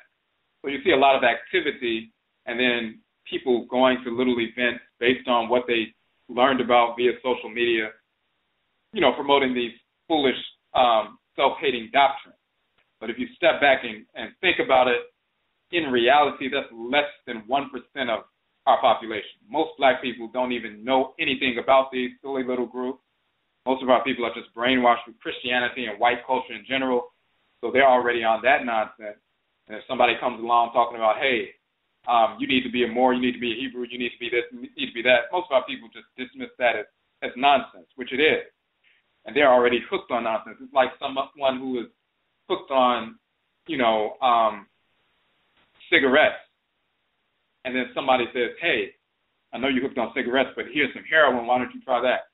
They're already trying to get off of cigarettes. It's already causing them a problem. They're like, I don't need something else to get even further addicted to some more self-destructive nonsense. So most of our people who are hooked already on regular perverse white culture, mainstream white culture, when they see people, pushing these silly little doctrines, they dismiss it anyway. So 99+% of our people have nothing to do with that. Social media makes it appear that there are more of our people engaged in that nonsense in reality, but when you step back and look at it, the vast majority of black people know nothing of that nonsense, and if they've heard of it, they still don't want to have anything to do with it. Okay. So, and then the other question was, so once you become a nana, you don't return, you just assist. Once you become a nana, then some nana nom and samanfo, of course, are in the ancestral realm. Some are assigned specifically, like you will have one or more nana nom and samanfo that give you direct guidance from your direct spiritual blood circle, from your specific ancestral clan, that will give you direct guidance, and they will do that to a certain capacity. If there's a time that they need to be sent back into the world, then they come back. And sometimes Nana Nom Nsamafo do return. They do come back through the blood circle, and you have one of those who are a Nana in a previous lifetime. You have this very wise, mature child from the beginning. They always seem to have been above the fray and not, engaged in any kind of nonsense. Sometimes we bring those Nana Nom back, and those are the ones who grew up, and they come back and they reestablish culture. They reestablish order in a community, in a clan, in a, Afurakani, Afuraitkaitnit community, clan, society, and so forth, where disorder has been manifesting for a long time, intergenerational. So one of these Nananom Nsamanfo will be drawn back into the womb, drawn back into the world, and they have a specific function to execute to restore order. It's like different cells in your body. When there's disorder that manifests, certain cells are naturally drawn to those areas to restore order and purge out the disorder. And you have these Nananom who have those same functions, so they do come back into the world. Just like other of us who are not Nananom, come back into the world, but sometimes the Nananom are sent back to restore order, to have a cultural rebirth, so to speak. All right. So what we're going to do is we're going to go back into the Okraa Complex. We just want to deal with the provenance of the Okraa first, and then we're going to deal with the ritual aspect and that association of what happens when you align ritually and what happens with disalignment. So we're going to go to just a short portion, and this information with regard to the cosmology is detailed in the book, so you can download the book or purchase the book on the website. But we just want to read a couple of excerpts just for those who have never read it, and to remind some of you who have checked it out, but to give a finer point to it. So when we talk about the Supreme Being, Amen and Amenet, and in ancient Kemet, as we talked about before in our series on the creation of the world, we talked about the cosmology of Kemenu and Ta'apet, as well as Kanat, Nubia, talking about the primordial 8 divinities headed up by Amen and Amenet. We talked about, and if you look on page 13, It says, before the creation of the universe, and we were summarizing what we said in some earlier pages, there was Amen and Amenet. Amenet and Amen, the great invisible permanent. The general term Amen in ancient Kemet means hidden or concealed. Men also means stable, permanent, and abiding. So Amen and Amenet are the great hidden, Amen, Amenet, stable, permanent, and abiding men beings. So just like if you close your eyes and you see nothing but darkness, but your being exists, but it's invisible. It's quote-unquote invisible or hidden, Amen.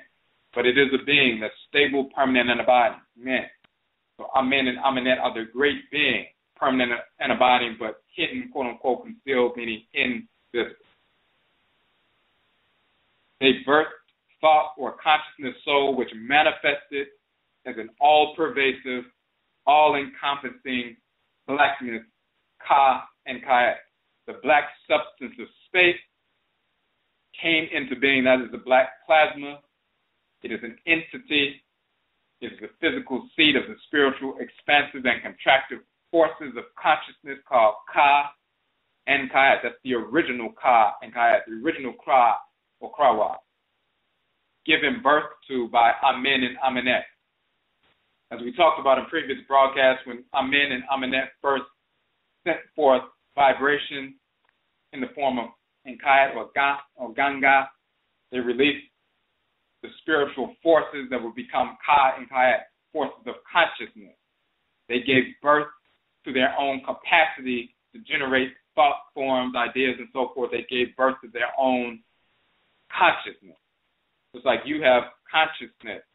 You can close your eyes and you can decide that you're going to employ your consciousness to generate an image in your mind. Then you can employ your consciousness to erase that image. You can employ your consciousness to generate another image in your mind. You can employ your consciousness to get rid of that image as well. You are like Amen or Amenet, employing your Ka or your Kait to generate forms, generate ideas, generate thoughts, and so forth. And you can also, the black substance of space is an expansive entity, male and female, called Ka and Kait, the children of Amen and Amenet. They are the forces of divine consciousness. And all the planets, suns, moons, stars, everything exists within that black substance. It contains everything and regulates everything. Consciousness contains and regulates everything. That is part of the black body of the Supreme Being. And just like you have melanin in your body, within your organs, and your organs sit within that black substance, the suns, moons, planets, stars, and everything sit within the black substance of the great Ka and Kait, the consciousness. So they give birth to Ka and Kait. In their eternal capacity to expand and contract, they give birth to Hehu and Hehu. So they begin to expand and contract. First, they create that black substance.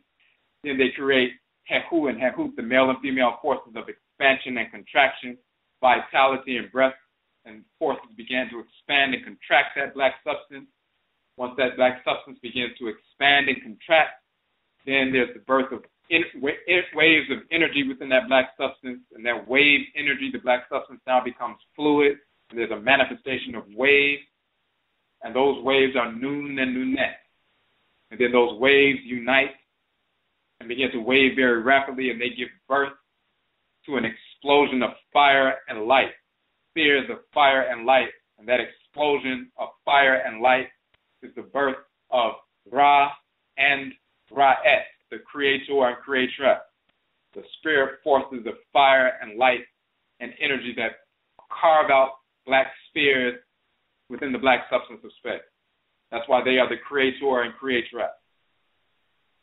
Amen and Amenet are the supreme being, and they give birth to Ka and Kait, consciousness, Hehu and Hehu, expansion and contraction, vital, breath, and life, and so forth, and Nun and Nunet, the energy or the power to move, and Nun and Nunet, the wave energy, the primordial energy. The waves give birth to spheres, and those spheres rise up in the form of fire and light, and that is the manifestation of Ra and Ra'et, who then move throughout the blackness of space, carving out black spheres, which will become the first black bodies, which become illuminate as stars and so forth, and later planets and everything else. So, and we, of course, we use the example of water in a pot. When the water is poured into the pot, it's a formless expanse. That's the Ka and Kait, that water being poured into the pot. And then the Hehu and Hehu is the expansion and contraction. When you add heat to the water, it begins to expand and contract. Eventually, that Hehu and Hehu, that expansion and contraction, gives birth to waves of energy, ripples within the water that begin to wave throughout the pot, carrying energy back and forth in those waves from one part of the pot to the other. That is the Nun and Nunet, the wave energy within the black substance.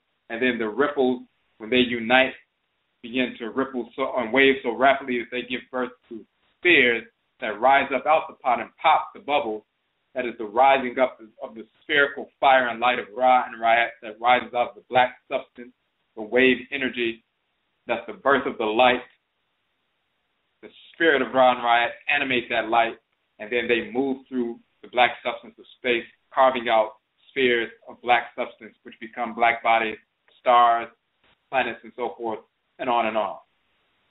So that's what we say in this specific section.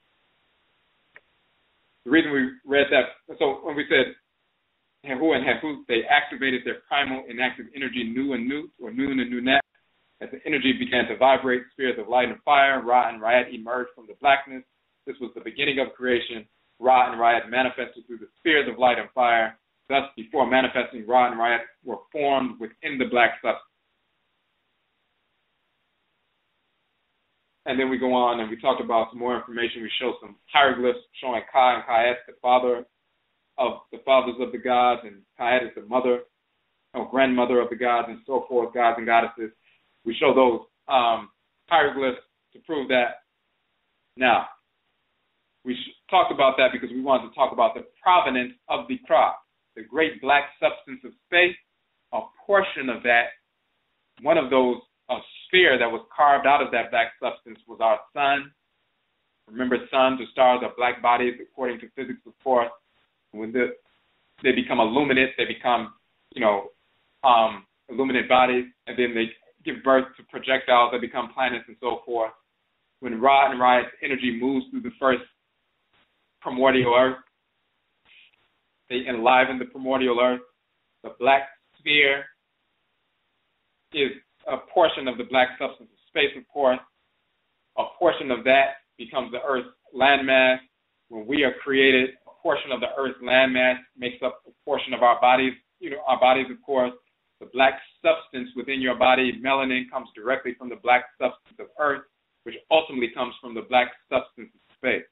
So the black substance in our bodies, Abatum or melanin, is a portion of the great black substance that encompasses all things. It crests in our head region. Of course, when we were first formed as a zygote, we were just a circle, a circular, spherical entity, but then we become stretched out. But originally we're a circular, spherical entity full of that black stuff, full of that abatum or melanin. When we get stretched out, of course, it's stretched out throughout our entire body. It apexes in the head region, which is the neuromelanin, where the brain is, where everything is regulated and so forth. So that is where that's the seat of the Kra. That is the throne of the Kra. And the headdress of that throne, quote unquote, is the cerebral cortex, which is the gray, whitish gray, fleshy cerebral cortex. That's the same as the white crown in ancient Kemet. That is the crown of the Ka, the soul, the divine consciousness, and so forth. So we have that black substance within our bodies that crests and apexes in the head region. That is the seat of the Ka, the Kait, the Kra, the Krawa. It is derived from the great Ka and Kait, the great blackness of space, the divine consciousness of Amen and Amenet. So now that you know the provenance of where your Ka comes from, it is a portion of that great black substance that encompasses all things. Now you have a better understanding of the fact that your Kra itself as a divinity, as a portion of that black substance that was carved out by Nyamewaa-Nyame and directed guide you throughout the course of your life. And we need to engage in ritual practices to communicate with that divinity. It's like people can communicate with the different forces in nature. Your Okraa is a divinity. It is a colleague of the other forces in nature. In the Akan tradition, you have Benna and Abena and Ajo, Ajua, Awusi, and Esi is the same as Ajo and Ajua. Awuku, Akua, Yao, Ya, Aba, Afi, Amen, Main, Yonkumpon, and Yonkunton, the various forces of nature, the various Obosom, spirit forces that animate creation. In the Yoruba tradition, you have the Orisha like Oshun and Ogun and Yemoja and various Obaluaye and so forth. You have various Orisha forces in nature. But your Okrawa is a force in nature as well, and it is a colleague of these other forces in nature. So just like you can communicate with them, and they will communicate with you and speak to you in your ancestral language and show themselves to you, your Okraa will show itself to you as well and communicate to you as well. And sometimes it will take the form, just like you see in ancient Kemet, the reason why we would draw sometimes the Ka, just the two arms pointing up, and sometimes in the form of the person itself. Because the Okraa will take your personal form and communicate with you in that form. You see it spiritually. Sometimes you just feel it as a pull, a strong inclination in the head region. That force in nature will communicate with you in your ancestral language. And we cultivate that communication and strengthen that communication and deepen that communication. That's part of ritual practice. That is our responsibility as adults. That's our obligation as adults. Going through manhood training, womanhood training, it's part of our responsibility to align with our Okraa on a consistent basis from the time we become adults for the rest of our lives. So, now that you know that's a force in nature, that's a colleague of the other forces in nature, it is a divinity, then now you can understand there is no depression in the Okraa. There's no misguided anger, lust, perversity, frustration, all of that nonsense in the Okraa. It's a divine, pristine, pure entity. Only time those kinds of thoughts, intentions, and actions enter into the fray is when we have incorporated those things within our own sum, within our own body. Just like you can eat some food and it goes in your mouth and it goes into your stomach. It doesn't touch the brain, so to speak, unless you continue to force, toxins in your body and it gets into your bloodstream and begins to flood the brain and things like that. But even then, the melanin begins to try to separate out and repel, the free radicals and all that other nonsense, unless you just overload yourself. But your sum, your spirit, you can listen to people, feel people's energy projections and so forth. If you're not in alignment with your Okraa and you're not repelling negativity, then you incorporate these things, you hold on to them. It's like eating bad food or engaging in drug use. You pull these things into your system. They get into your system. You become addicted to these things, and now they become part of your physical body, and they're affecting you in a way that makes you addicted and so forth.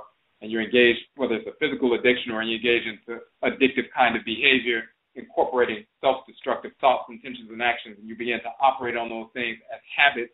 You continue to replay those things in your spirit and your mind and obsess over these different things to the point where people start identifying those characteristics as part of your identity, part of your character and behavior. Those things are superimpositions upon your character, upon your behavior. Your character is rooted in what is wired within your Okraa, which is pristine, which is pure. When you align with that, that's your true character, your true function. Now, if you start operating based on habits and things that you've learned and picked up from other people, things, behaviors that you've engaged in, and you've internalized the responses from those behaviors, and you operate based on those internalized responses and so forth, all of that is extra. All of that is added. All of that is artificial. Sometimes it's based on some of those behaviors and habits are based on things that you've internalized this entire lifetime. Some of those things are based, and those behaviors and characteristics are a result of what you've internalized in previous lifetimes that you have continued to bring forward, because they're still wired within your sum, within your spirit. You haven't purged them yet. So you're still operating on, habitual behavior. Is there a way to purge those things out and align with your crop? Absolutely. And not only is it possible, it's our responsibility. It's not an option. It's our responsibility.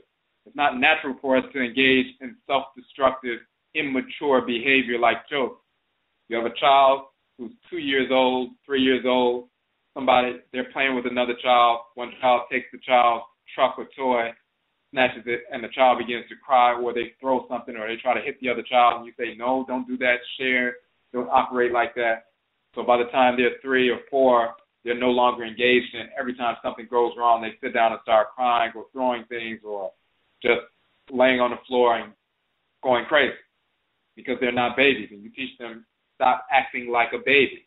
And by the time they're 4 or 5 years old, they're no longer acting like a baby because they've grown out of that. But then here you come 21, 22, 23, 25, 30, 40, something doesn't go your way, and you start crying, falling out, giving up, all this other nonsense. And then people say, why are you acting like that? Why are you being immature like a child? And you say, well, I'm just being human.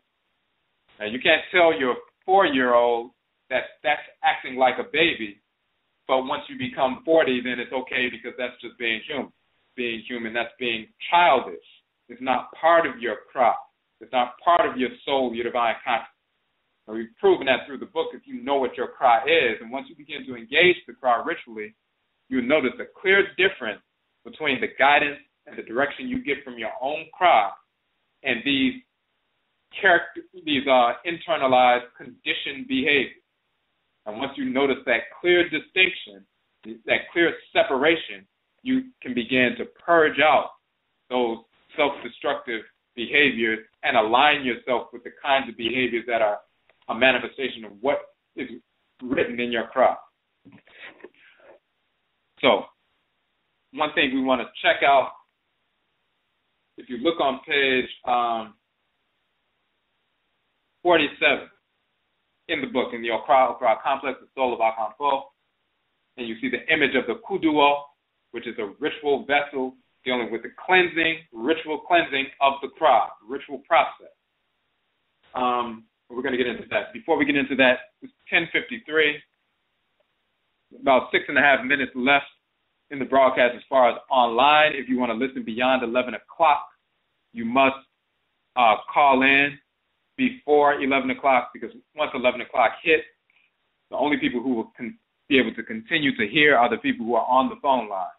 The people who are just listening online, it'll automatically cut off at 11 o'clock. So if you want to listen beyond 11 o'clock, call in within the next, we actually have 6 minutes. So 657-383-0635, 657-383-0635. And you have 5 minutes and 43 seconds to call in. All right, so if you go on to page 47 in the Okraa Complex book, Soul of Akanfo,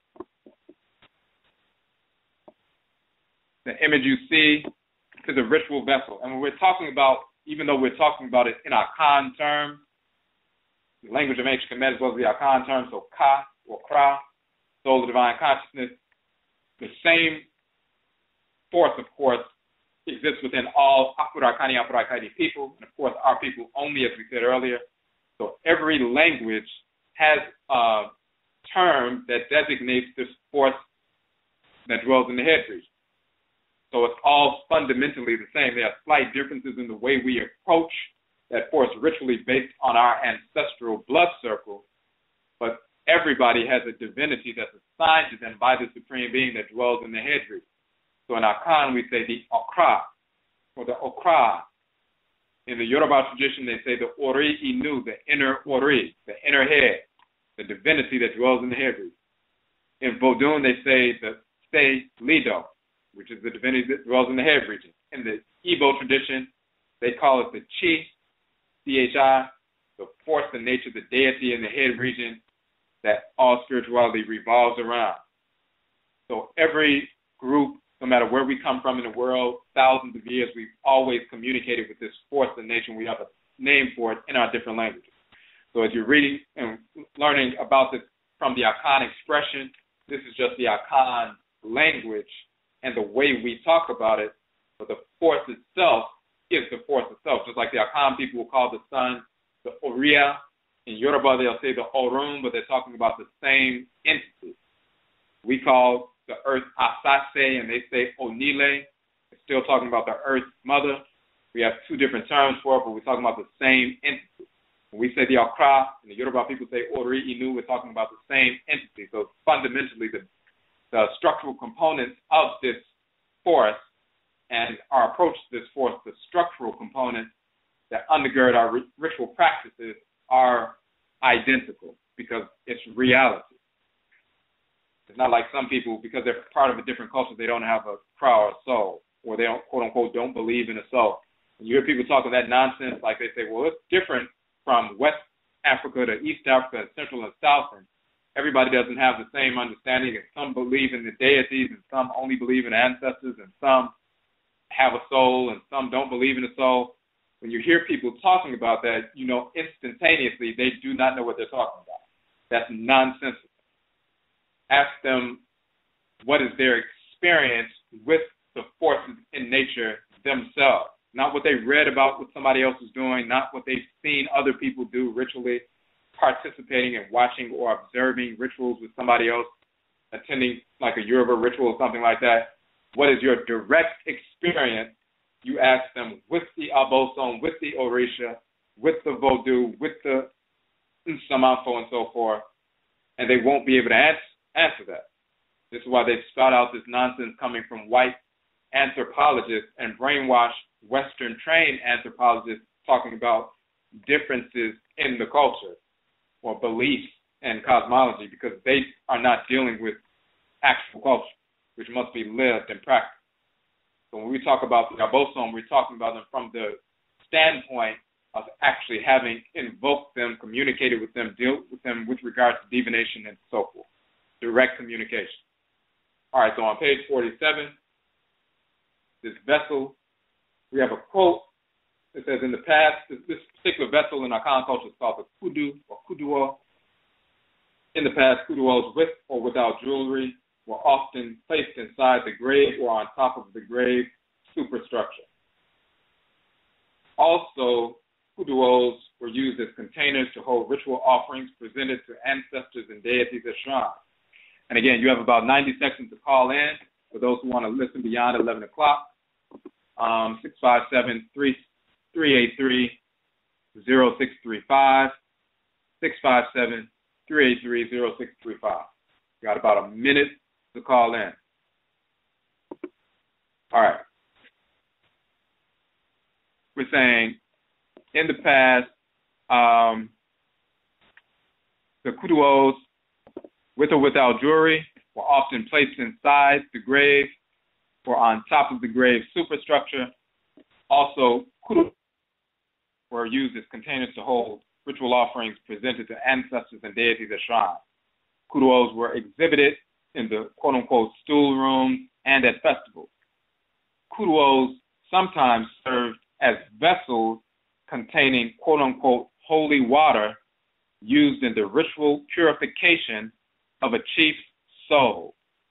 During puberty rites, female puberty rites, and rites for twins in Akan society, kuduos were used as containers for mashed yam. So, of course, the portion of that we want to deal with when it's talking about containers of ritual water used for holy water, quote unquote, used for the purification of the soul of the chief, but also we get into Okra water, or soul washing, the ritual purification of the Okra of the soul. And the reason why we engage in that process, just like you get up in the morning, you take a shower, you cleanse the debris off your body so that you can be clean and so forth. Well, you utilize water and the magnetic energy of water once ritualized, once energized, to utilize it to pull like a magnet the negative energy off of your head region so you can have a more clear communication with your crop. Engage a ritual process to repel negative energy, negative things that you may have incorporated within your quote-unquote, your kahaibit or your aura, negative energy you picked up from people. Just like you can get in, if somebody's in an elevator and they have on some perfume or something, and they get off the elevator on the 3rd floor, then the elevator comes up to the 5th floor, and you get on the elevator and you can still smell the perfume. Now, the person is gone. They're on another floor. But what was left behind was some residual energy that is still affecting you to the point where you can smell it. And if it makes you allergic or you're nauseous, then that residual energy that they left in the elevator is affecting you to the point where you feel nauseous. Just like people can leave a scent behind, they can leave energy behind if they're interacting with you, interacting with someone at work or at home, wherever you are. You don't have to physically touch the person. Your magnetosphere, your electromagnetic field, that's the first thing that touches someone. So those interactions take place. And then sometimes if you're receptive, overly receptive or just receptive in general, you'll pick up on the negative or positive projections of someone else, and you carry that with you. And just like you pick up on bacteria when you're outside and you take a shower and cleanse yourself off and wash off the bacteria, wash off the dust, wash off everything else to clean yourself, we do the same thing ritually. When we cleanse ourselves, we engage in ritual practice, whether you utilize sa ntoro, which is a term for incense in ancient Kemet, to purify negative energy that can be trapped, quote unquote, or magnetically drawn to your kahaibit, your aura. We do that on a regular basis. But then when you sit down with the Okraa soul washing ceremony, ritual practice, you utilize and you ritualize and energize the water. That's what makes it, quote unquote, holy or pure. Purify that ritually in different ways, and then utilize that water to cleanse your head. You're not just cleansing the physical head, just like, with a shower, but that water is ritualized. It has that magnetic force, centripetal force, and centrifugal force to pull that negative energy off of your head region and the energy surrounding the head region so you can have a clear communication with the crowd. So we say the kuduo is used as a container of the water, which is used to ritually guare, meaning to wash. The okra, apai, or prayers are used to invoke the ntoro, deity, or Obosom, to activate the healing, cleansing properties of the water. Many of the ntoro, and we were talking earlier in the book about the nature of the ntoro, the divinity, and in this instance, we were talking about a specific form of divinity that's inherited through the father's blood circle, but you also have divinity inherited through the mother's blood circle. But in this particular instance, we're talking about many of the ntoro operate through bodies of water, rivers, lakes, the ocean, and so forth. In the Akan tradition, there are 12 major patrilineal or patricircular divinities that all Akan people are connected to one of them. And many of them are forces of nature that dwell in certain rivers or bodies of water in Akan culture. So this is what we were talking about earlier in the book, and this is what we're referencing. Traditionally, we would therefore conduct Okraa or in the actual river or a body of water of our ntoro, or the divinity that we inherited through our blood circle. For example, if our ntoro or divinity is Obosom Afram, the Obosom operating through the river Afram, the river called Afram in Ghana, and it's called Afram because there's a divinity called Nana Afram, the spirit force that animates that river. If some of our people are connected to that spiritual force, and it runs through our veins. You have millions of Akan people who are connected to Nana Obosom Afram, or Nana Afram, or Asio Afram, the river Afram, the spirit that animates that river. Normally, if that was the case, if that was the divinity that governs our blood circle, then when we would engage in Okraa or soul washing, we would actually go to that river where that spirit is, give an offering and so forth, stand in the river, and utilize the water of Nana Obosom Afram to cleanse our head. Normally. For those of us outside of Afuraitkaitnit, we can conduct Okraa in a river or body of water in our locale and invoke our Ntoro, or the patrilineal divinity, patricircular divinity, to come and dwell in that body of water. So Nana Afram, if you were in Chicago and you went to the Chicago River and invoked Nana Afram and asked that divinity to come dwell in that body of water so that you can connect, so that you can engage the Okraa Guade process, Nana Afram will do so. So we also, that's one thing. We also conduct Okraa Guade at the Obosom Nkomre, or Obosom Shrine, the shrine for our Okra that we have in our homes, also for the Obosom in our AKANFO, inviting our Ntoro to infuse its power, its tumi, its divine power, into the water within the kuduo that we use. We can use a bowl as our kuduo. So the one you see in the book is a very ornate, vessel, and with a lid, and it has carving of animals on it that represent a certain kind of, ebe, proverbial, divine, ancestral wisdom teaching and all of that. So it's a very ornately carved vessel.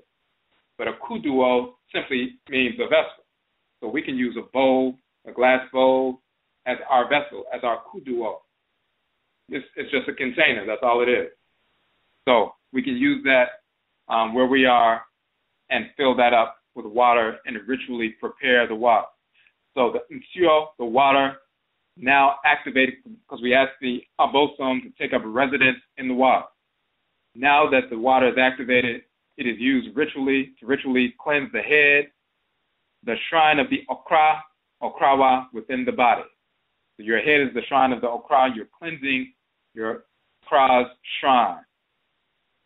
The purified water, just like you cleanse the throne of a king or queen mother, the purified water acts as an electromagnetic cleansing agent, repelling negative entities, vibrations, false conditioning, disorder, etc., from the orbit of the Okrawa, so that our communication with our Okra is clear. After washing Wade, the Okrawa, we sit and consult with the Okrawa on issues concerning our harmonious functioning in Eriase, meaning the world. We subsequently consult with our Obosom. And then we put in parentheses, this is a basic approach to Okraa Guade soul washing as conducted within Akwamumaina Marukai Tifimu, the Akwamu Nation in North America. There are variations of the practice of Okraa Guade amongst AKANFO of different groups on the continent. Now, so we talked about that ritual process first, activating the water itself, asking the Obosom to take up residence. And this is from the Akan perspective, of course. In the Akan perspective, when we're cleansing our head, we typically go to the source, the river source of the specific patrilineal deity that governs our patriclan, because that also happens to be the divinity that deals with protection in our Akan culture. So we ask that divinity, we go into that divinity's body of water. If we're not in the region, or if we're just in the house, we fill up a vessel of water and ask the divinity ritually to take up residence, to infuse their tumi, his tumi, into that body of water. Then once it's activated, then we utilize that water to cleanse our head, which is, the shrine for our crop. And once we do that, then we sit down after the head is cleansed, and now it's clear. Now you sit down and communicate directly with the crop. That's number one. And we also communicate with the Obosom, the deity that governs the Kra as well. And that's specifically, we're dealing here with the Akan tradition in North America and so forth. But the key is, no matter what tradition you're from, communicating with the Kra, communicating with the Order Inuit, and you're in the Yoruba tradition, communicating with the Selido and Vodun, Chi and Igbo, and so forth. And these different groups have different ways to do that. Let's read a quick quote just to bring that information out. I just want to find the correct page for that.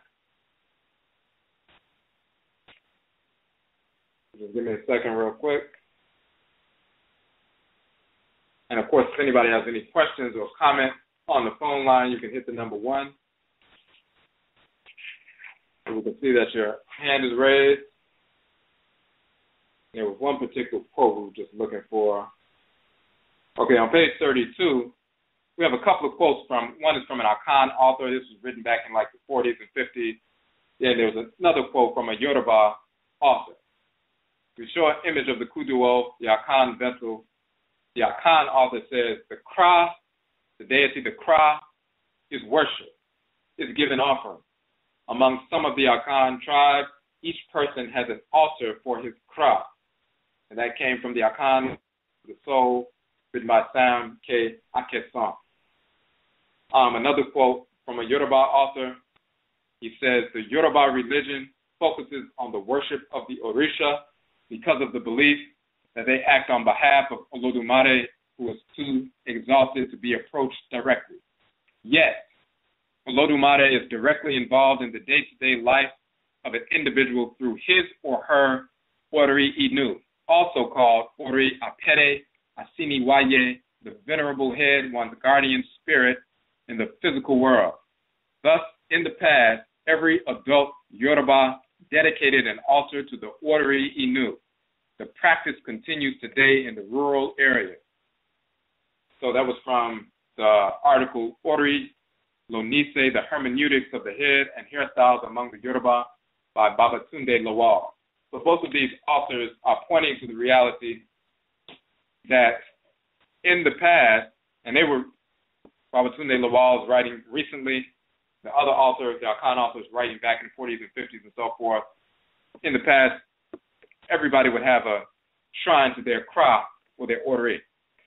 Babatunde Lawal says that in the past that everybody had that, now it's still practiced in the rural areas. Some individuals got involved in Christianity, Islam, white culture, and so forth, and then, began to scale back some of their ritual practice. Same thing has happened when people have been corrupted by those same fake religions in Akan tradition. They begin to scale back different aspects of their ritual practices, so everybody doesn't have an altar for their Okraa in the home anymore like they used to. But, of course, we are reestablishing authentic ancestral religion. So anybody who's practicing, whether you're Yoruba, Akan, practicing some form of Nanasom, ancient, authentic Afurakani, Afuraitkaitnit ancestral religion, you will establish a shrine for your Ka, your Kait, your Ori Inu, your Okra, Okrawa, your Selido, your Chi, and so forth. If you do not know what ancestral group you come from, because you haven't found out yet, you can always use the parent language of these various languages on the continent, which is the language of ancient Kanit and Kemet. And this is going back over 42,000 years according to our own ancestresses and ancestors' own record, talking about the establishment of civilization. So the parent language of the various languages on the continent that we speak goes back to the language of ancient Kemet.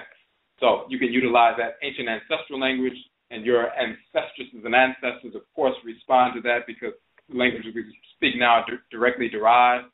This is why you have Ka and Ka, meaning soul, and Ka, meaning soul in ancient Kemet. Same thing in Akan and so forth.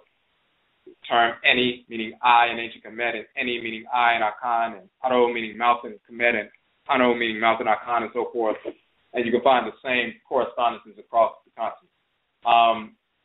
So if you don't know what group you come from specifically, you can go to your ancient ancestral family and utilize that language to commune with your own Ka or Kait, as well as your ancestresses and ancestors and the forces of nature, and they will direct you as to what specific group you are incarnate of in West or Central Afurakai prior to the Musu Oket. What group did you want to live as part of? It's in your memory. It's actually in your Okraa. So as you consult your own Okraa, your Ka, your Kayat, as well as your ancestors and ancestors, and they will direct you, if they have not already, direct you to confirmation of exactly who you are over time.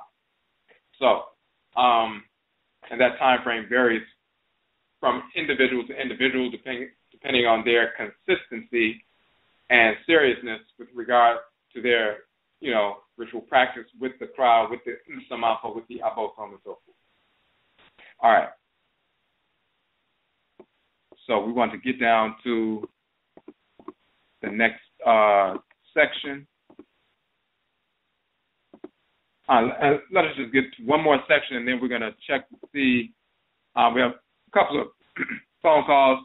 I want to finish this section real quick, and then we'll get to the phone calls. And we also will post a link. In fact, let me post that link right now.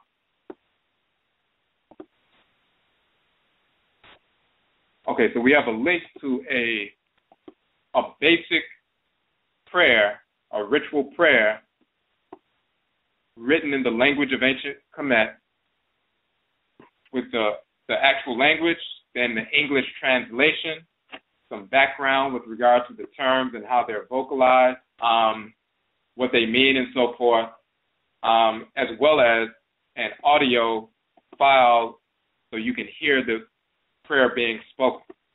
So anybody can use that any one of our people, of course, can use that basic prayer in the language of ancient Kemet, simply invoking Amen, Amenet, the various forces, major forces in nature, the spiritually cultivated ancestresses and ancestors, and the Ka.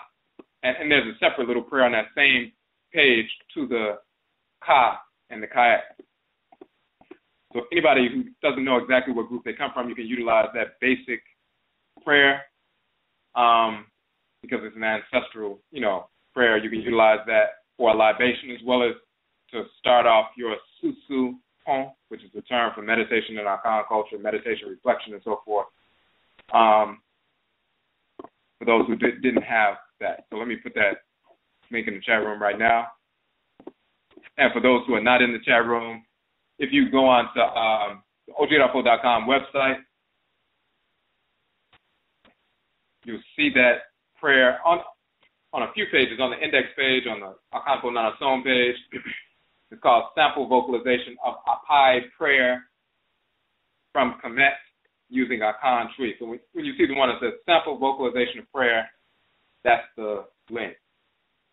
And when you click on that, background information, the names of certain terms and how they're pronounced, hieroglyphs, the prayer and so forth, some definitions from different hieroglyphic dictionaries as well as Akan dictionary, just to give you some detailed information. And then the prayer itself, its English translation, and a link to another very short prayer, one-line prayer to the Ka as well as the Kayat, and then the link to the MP3 file so you can listen to it. All right. The other piece is we just wanted to talk specifically about what happens when we are disaligned from the Okra. And this begins on page 50 of the book. The Okraa Complex, the Soul of Akanfo. So we say when we engage in and we've mentioned some of this before, but when we engage in disorder, we make ourselves repulsive to Nyamewaa-Nyame, the Obosom, the Nananom and Samafo, and our Okra, praying being, mother and father, the deities, the ancestral spirits, and our own personal Obosom, the Okra. If we continue to dwell in disorder, the Okra is repelled, similar to the repulsion of two magnets being placed together on a table with the same polarities facing one another. Until you reverse the polarities, the magnets will automatically repel. Until we reject disorder and realign with order, the Okra is repulsed and repelled. In this condition, we can manifest temporary Odime, which is the Akan term for psychosis, madness, mental illness. Indeed, psychosis is properly defined fundamentally as disalignment from the Okra, because obviously the anchor within your being that determines what your function in creation is, what you are here to execute, and the manner in which you must execute that function, the power that you have to execute that function, and the manner in which you use that power, all of that is encoded in the Okra. That is the reality of who you are and who you are to be in the world. If you disalign from that and decide to engage in some other kinds of behavior, you have disaligned from the reality upon which your identity is based. Now you're out of alignment with reality. Now you're insane. You're engaged in insane behavior. You're disaligned from the crop. You're anchored in divine order. That is the basis of all psychosis from a real perspective. Of course, someone being trained as a therapist, when you go through that process, you become certified as a therapist, you learn about these various Axis 1 diagnoses in the diagnostic statistical manual and so forth. They're not going to, of course, teach you about what psychosis really is because they can't deal with that. And they know that we have that information within our ancestral religion, so they don't want us to understand that. They coddle psychoses and promote them, like bisexuality, homosexuality, and so forth, and pedophilia. They promote that nonsense. And of course, we're talking about that tomorrow in detail. That's what the broadcast is about. So when you're trained as a therapist or a psychologist or whatever, you don't get that information. And people who are black psychologists and think that they've been trained and are experts on the workings of the mind, they have no real knowledge of that. Because, for example, someone is schizophrenic or diagnosed as schizophrenic, some of those people are simply receptive. So when you go into the psychiatric ward of a hospital, for example, or you go into a psychiatric hospital to meet with one of your clients, sit with your clients in the psychiatric hospital and they're schizophrenic, or you meet them in the home, or you meet them at the office, depending on who you're working with. And people who are working in human services, therapists and case managers, social workers and so forth, know this process.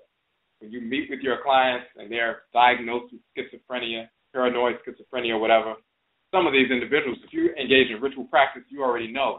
Some of these people are simply receptive to ancestresses and ancestors and discarnate spirits. They can see them, they can hear them, they can feel them, but nobody else can. And when they tell people what they are seeing and who this person is and what they're saying, they are labeled as crazy, and then they're given medication. They're locked up in mental institutions and so forth.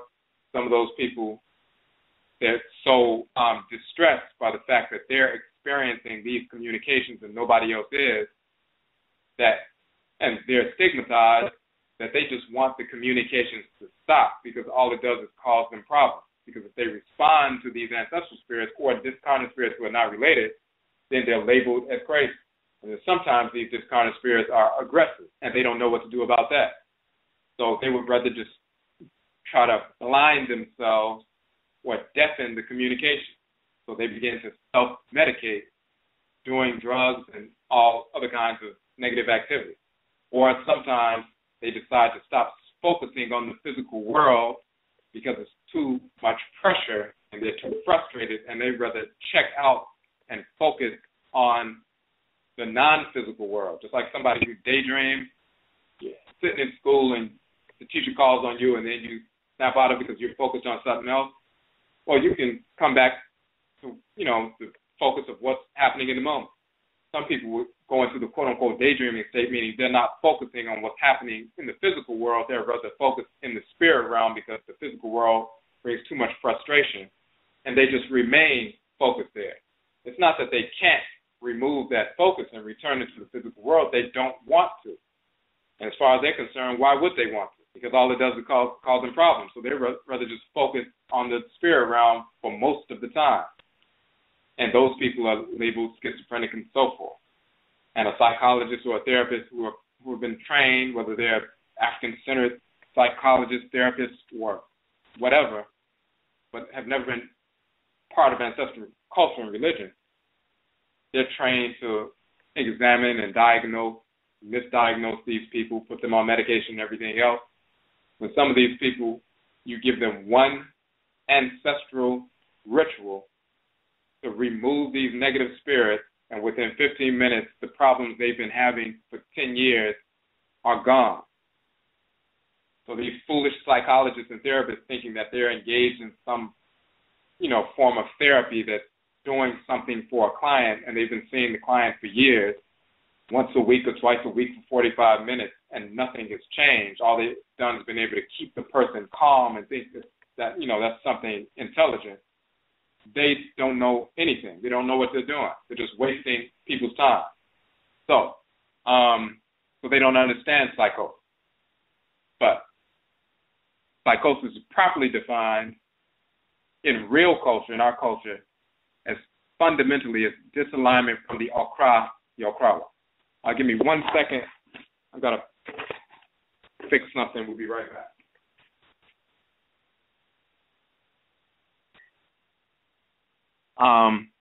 So the next piece is, if one continues to dwell on disordered thoughts, intentions, and actions with deliberate effort, deliberately now, the Okra will detach from the individual.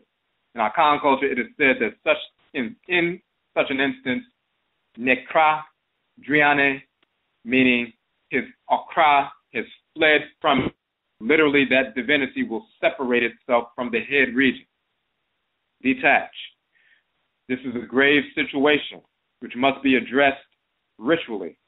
If the individual does not ritually restore order to himself or herself and draw his or her Okra back to his or her Sunsum spirit, the Okra will return to Nyamewaa-Nyame, never to return to the individual. Just like a drop of water returning to the ocean, it dissolves back into the black substance of space from which it originated. As we talked about earlier, the great Kait is the black substance of space. You have a portion of that within your being. If your Ka or Kait returns because you repel it through disordered thoughts, intentions, and actions deliberately and perpetually, then it will detach and return to Nyamewaa-Nyame, never to return to the individual. There are 3 conditions that can befall the individual who suffers this permanent detachment from and departure of the Okra. And notice we said permanent detachment. Some people can be disaligned from the Okra, but it doesn't leave them totally. It's just disalignment. It's like, the wheels on a bike become disaligned until you realign them, then you can't ride the bike. But some people suffer that permanent detachment. 3 conditions that can befall the individual who suffers this permanent detachment from and departure of the Okra. Number 1, the individual will face imminent death. That's one possibility. Number 2, the individual will not die, but will manifest permanent Odan, permanent madness, permanent insanity, various forms of psychosis, including certain expressions of what is called schizophrenia, schizoaffective disorder, bipolar disorder, and other so-called Axis 1 diagnoses, etc. We're talking about permanent Odan, when the Okra totally separate. There's temporary and then there's permanent. If it happens permanently and the person doesn't die, but the Okra is totally separated and returned to Nyamewaa-Nyame, this is a person who has a spirit consumed without a soul, without a crop, chicken with its head cut off. And they will manifest that permanent madness, insanity, disassociation from reality. And we put in parentheses, some expressions of quote-unquote psychosis are simply caused by the influence of discarnate spirits and can be easily and swiftly neutralized. Others, however, are truly manifestations of a permanent detachment from the Okra. So when we say, we just explained that earlier, sometimes people are diagnosed with a mental illness, but they're really not mentally ill. It's a discarnate spirit just messing with them. They move them along, and they're no longer anxious. They're no longer controlled. They're no longer suffering, and so forth. That's not real, mental illness. But then some people, the Okra is actually separated from them, and now they're really manifesting permanent psychosis. The third piece is the individual will manifest extreme antisocial behavior, externalized odime, externalized madness, mental illness, committing murder, rape, child molestation, various forms of criminality, various other forms of perversity, including sexual deviance, homosexuality, dissexuality, criminal dishonesty, intellectual dishonesty, spiritual perversity, oppressing other people and entities, displaying so-called psychopathic behavior and antisocial personality disorder, etc. Then we put in parentheses, while some forms of odime can be internalized, self-destructive, self-mutilating behaviors, suicidal, etc., some forms of madness, psychosis, odime can be or are externalized, affecting the individual as well as others. Homosexuality, dissexuality is an example of externalized odime, externalized psychosis, a disalignment from the Okra, which manifests in the individual and motivates the individual to conscript others into the odime, the psychosis. Homosexuality, dissexuality resulting from an Afurakani, Afuraitkaitnit, or African individual being victimized, for example, molested as a child, can be a form of temporary odime, temporary detachment of the Okra, which can be corrected by realigning with the Okra ritually. Otherwise, the Okra will permanently detach and the odime becomes permanent. We're going to talk about that tomorrow. So there's a difference between permanent psychosis. That simply means the Okra is separated, that divinity has left your spirit body, returned to Nyamewaa-Nyame, dissolved into the ocean of black substance, the great Kait. You no longer have one. Now you're a spirit without a soul, a body without a brain. Permanent or die. And you either die, that's number one. Number two, you won't die, but you will manifest that permanent or dying, real madness, real insanity, real schizophrenia, not just a little spirit messing with you and you don't know how to handle it and then you're misdiagnosed with schizophrenia, but real schizophrenia, meaning you don't have a cry, you don't have an anchor in order, so you're out of harmony with reality and your behavior is discordant. 3, the individual manifesting extreme antisocial behavior, criminality, engaged in that dissexuality, homosexuality, promoting it, criminal dishonesty, psychopathic behavior, all of that. So that's that permanent odime. The soon without an Okra is like a body without a brain. The individual manifesting this condition thus becomes a disordered, quote-unquote, living corpse. This is the nature, indeed, this is the nature condition of all of the whites and their offspring, all non-Afurakani, non-Afuraitkaitnit, non-Africans, non-Black. They are spirits without Okra, and manifest the disposition of individuals in categories 2 and 3. As we talked about, permanent or dying, permanent psychosis, which number 1 was imminent death, if your Okra detaches from you permanently. Number 2 and 3, as we said, that the whites and their offspring manifest. Number 2 was permanent or dying, real schizophrenia, real discordant behavior, and so forth, which is internalized. And then number 3 is extreme antisocial behavior, criminality, oppressive behavior, dissexuality, homosexuality, criminal dishonesty, all those different things. All right. Because they have no Okra, they incarnate as spirits of disorder and will continue to manifest the same behaviors that they have displayed for thousands of years until they become extinct. They will never receive another Okra. They've repelled it. So they are spirits of disorder. This is how they will incarnate until we make them extinct. They have not always been here. We've been here for millions of years. They've been here for a few thousand years. And that time is closing in.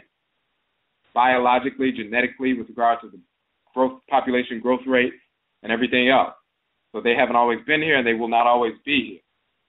So until they become extinct, until we make them extinct, they will continue to manifest their perverse behavior because they are spirits of disorder. They don't have a place in creation any more than crack cocaine even though it exists, doesn't have a place in creation. The white star spring manufactured this freak product out of a normal plant, the coca plant. But it's a creation, it's a manifestation of something that was made, but was not directed to come into being by the Supreme Being. So it's not doesn't have a natural place in creation. So if it's removed by us and it never exists again, that's not a violation of creation. The white star spring, non-Afurakani, non-Afuraitkaitnit people do not have a place in creation. Spirits of disorder are not created by the Supreme Being. The Supreme Being created Afurakani, Afuraitkaitnit people only, and then we began to reproduce. Some people begin to engage in criminal behavior, repel their own cry, and disfigure their own spirit. That's not an action of Nyamewaa-Nyame. That's based on their own behavior and their disobedience to Nyamewaa-Nyame. They become physically degenerate and spiritually degenerate. And now, at some point, through proper behavior, they will be eradicated. Until that time, they will continue to reincarnate as spirits without Okra. Now, so that's what happens when the Okra detaches. Now, the key piece here is what happens when we simply neglect the Okra. Not because we're engaged in criminal behavior and insane type in criminal behavior, but just neglect. And this is the condition that the vast majority of our people are in. Most of our people are not having their Okra detached from them. The only kind of people, you have to be engaged in some severe criminal type behavior for your Okra to permanently detach from you. It's so repulsed by the perverse behavior that you're engaged in that it permanently detaches and you manifest permanent Odan. Most of our people who are having some depression, anxiety, misguided anger, misguided conditionings and self-destructive behavior, they're simply disaligned from the cry. It's still there. They're just not in alignment with it. And because they're not in alignment with it and they neglect it, it's just like, neglecting, if you have water, pure water, and you decide, I'm not going to drink that for the next 6 months. There's some Coca-Cola over here. I'll use that for the liquid that I consume every day. The water is there, and you're not putting it in your body, but you decide you're going to put Coca-Cola in your body every single day. Then you're going to suffer. And at some point, you're going to say, all right, I need to stop putting that in my system. I'm going to put some actual water in my system. And then that changes your condition. You begin to realign yourself and purify yourself. So most of us, when we have these issues, quote-unquote, mental, emotional, spiritual, psychological issues, it's simply, the vast majority of us, it's simply neglect of the Okra. All right, so dealing with neglect. Neglect of the Okra by Afurakani, Afuraitkaitnit, can lead to disalignment from the Okra, and the manifestation of temporary Odan, temporary psychosis. In such a state, and being, insanely angry and throwing things, that's not in alignment, that's not harmony with order, that's disharmony. So you're engaged in temporary psychosis. You're out of alignment with reality and order. Reality would state that you operate in a normal fashion. Once you engage in that kind of self-destructive, immature, ignorant behavior, then, screaming at your wife or, your husband or whatever it is, or your man or your woman, or engaging in, ridiculous behavior, lustful behavior, that is temporary temporary psychosis, because it's not harmonious. Some people think that psychosis is something extreme. When you're engaged in immaturity, self-destructive behavior, addictions and things like that, that's temporary psychosis. All right, in such a state, we become susceptible to the negative influences of discarnate, wayward, earthbound spirits. Such discarnate spirits who are lustful, misguided, and or malicious in life continue such behavior after their death. Having been denied access to Asamando, the ancestral realm, they dwell in various, including homes, forests, near rivers, near the places where they died or were murdered, etc. Such deceased spirits can be blood-related or unrelated. When we neglect our Okra, Okra or become disaligned from our Okra, we no longer wield the compulsive, impulsive force of Shebia, and thus the energy of the Obosom, the master clan deity, and the Obosom, the patriclan divinity that's connected to us. We are no longer attuned to our Okra and Nkrabia, our function in the world, and our Kradim Bosom. We therefore receive misguidance from perverse, discarnate spirits, as well as the thought projection, manipulation, etc., from our living enemy. Because, you have people who are constantly trying to influence you, whether you live with somebody like that or work with somebody like that, or people who are engaged in perverse ritual practice. We often internalize these projections as perverse conditioning upon and within our sunsum, our spirit. This is how some Afuraitkaitnit were easily programmed by the pseudo-religions of the whites and their offspring and began to foolishly accept the fictional characters such as Jesus, Allah, Yahweh, Moses, Aaron, Solomon, Sheba, Menelik, Abraham, Isaac, Ishmael, Jacob, Esau, David, Melchizedek, Muhammad, Bilal, Buddha, Brahman, etc. And the pseudo-holy books associated with them. None of these characters existed of any race whatsoever. The whites and their offspring know this, for they created these characters in order to enslave the spirits of Afuraitkaitnit. They desire for us to cease the worship of our own Okra, our own anchor in divine order, and replace it with a perverse worship of the whites and their offspring themselves, the pseudo-worship of spirits of disorder. And we get into some more details about that. But the key here is neglect of the Okra leads to disalignment. And that leads to most of, the conditions that we see our people in, whether it's once you disalign from the Okra, you either have a misunderstanding, a misconceptualization of data, things that are streaming in that you experience, and you analyze things and, retain things in a misguided fashion, in a discordant fashion, and then you obsess over those things and operate based on those conditionings, and they turn into habits and so forth, and they affect your emotional output and your mental output and so forth, and the way you operate in the world.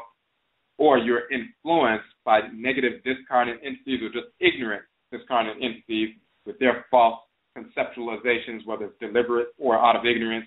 You incorporate those things, they become conditioning, and then you operate based on that, and you're engaged in foolish behavior, self-destructive behavior that leads to situations in life that are not harmonious, and then you're trying to figure out, why is my life going wrong?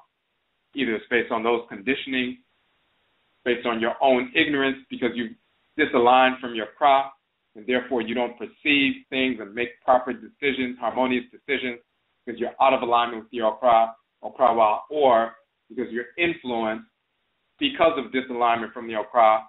Now you open yourself up to be influenced by discarnate entities. Just like somebody, you take a shower and you're still wet and you go outside and it's cold outside.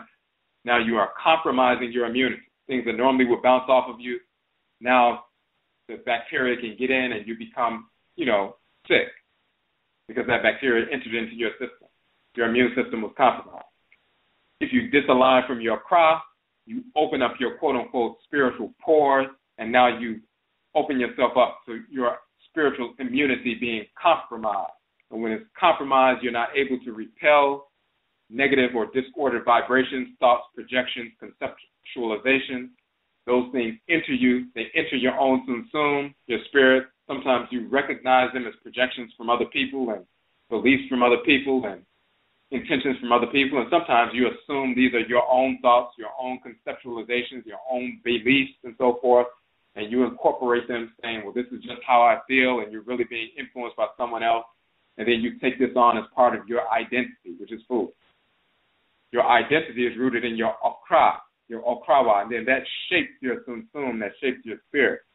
That is the process, not somebody else's negative conditioning or projection or your misunderstanding or false analysis of things that are streaming into your consciousness, and then you take that misanalysis form ideas, form emotional reactions, and call that this is who I am, because that's not who you are. So the key always goes back, no matter what, to aligning with the crowd. So when we talk about that Okraa ritual ceremony in the book, and we have the ritual prayer, we talked about it in our Akan format, but even just simply doing the same thing with that bowl of water, but saying the ritual prayer that we put the link to in the chat room, the sample vocalization of our Pai prayer in the language of Kemet, using the Akan free language, that document that we have. You can simply utilize that prayer itself, but there's also a prayer to the Ka in that section. And once you use that prayer, then you sit down with the Okra and you attune and listen to the Okra. Attune to those different things that you're trying to learn, trying to know, and you're asking the Okra about that. You don't speak English to the Okra. You're attuning to those things that you want to know, picturing those things in your head, because your Okra already knows what you're trying to do and has been giving you some guidance, whether you've been aligning with it or not. So that's the key. That's the foundation to your identity. Everything with regard to spirituality revolves around your relationship with your Okra. When you align with your Okra, the Obosom empower you to do so. The Nsamafo, the ancestors guide you properly on how to do so based on your genetic makeup. When you disalign from your Okra, the energy of the Obosom is no longer available to you because they will not support you in disorder, and the guidance of the Nananom Nsamafo and their energy as well is no longer available to you if you consistently repel them deliberately. But when you seek them out to realign, they're there to assist you in your realignment with your craft so that you can execute your function. All right. So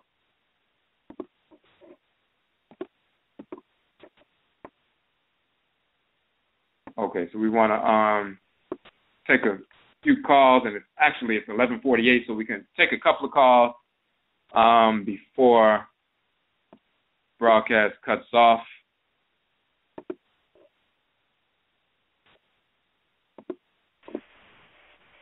Okay, on the phone line, Michio, number 6488. You got a question or a comment?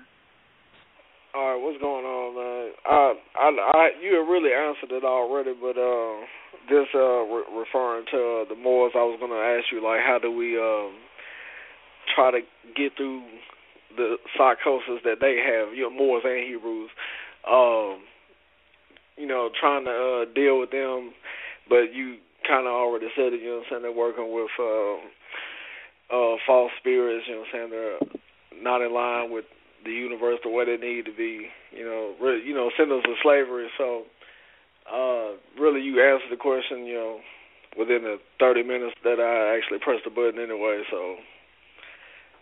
Okay. And the other process, the vast majority of the people who are following that, there's a difference between the people who are teaching it and the people who are following it. People who are teaching it, typically, they know what they're doing. They know it's misinformation, and that's why they're teaching. Then you have the people who just get on YouTube or something and get on Facebook and they see this information, or they were locked up or something and somebody gave them something different from Christianity and it looked different. They were like, ooh, this is different. So they're just going along because they're going along with what somebody said.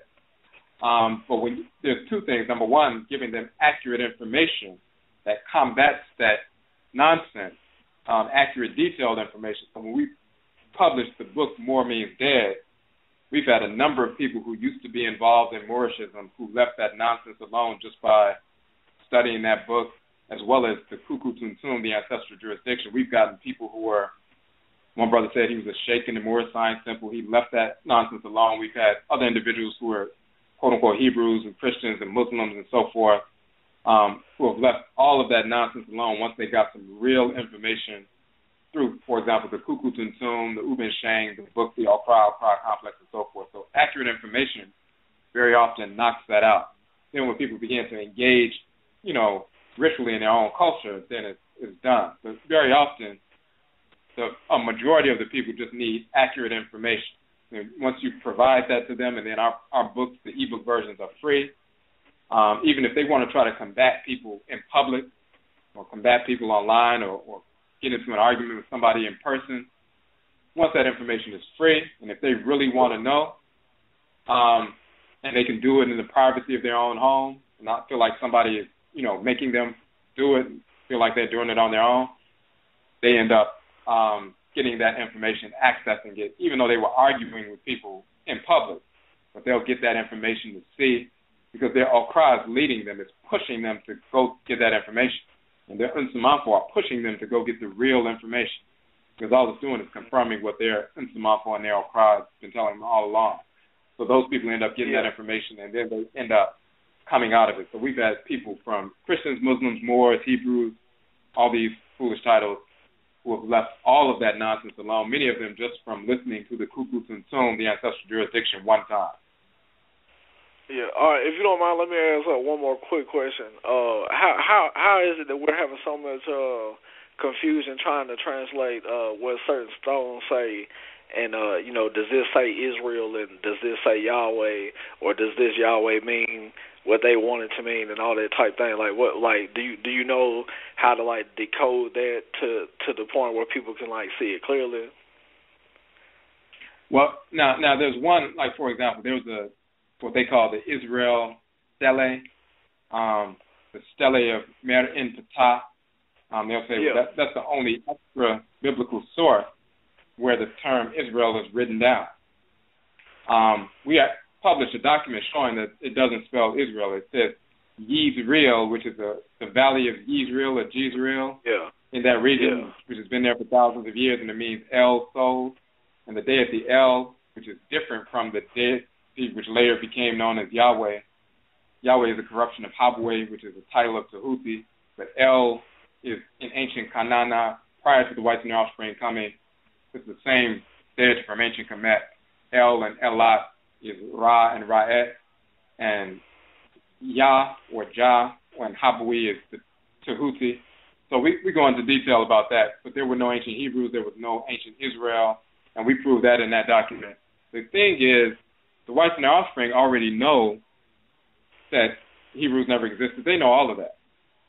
They're teaching that because they want to just brainwash our population, but they're not confused at all.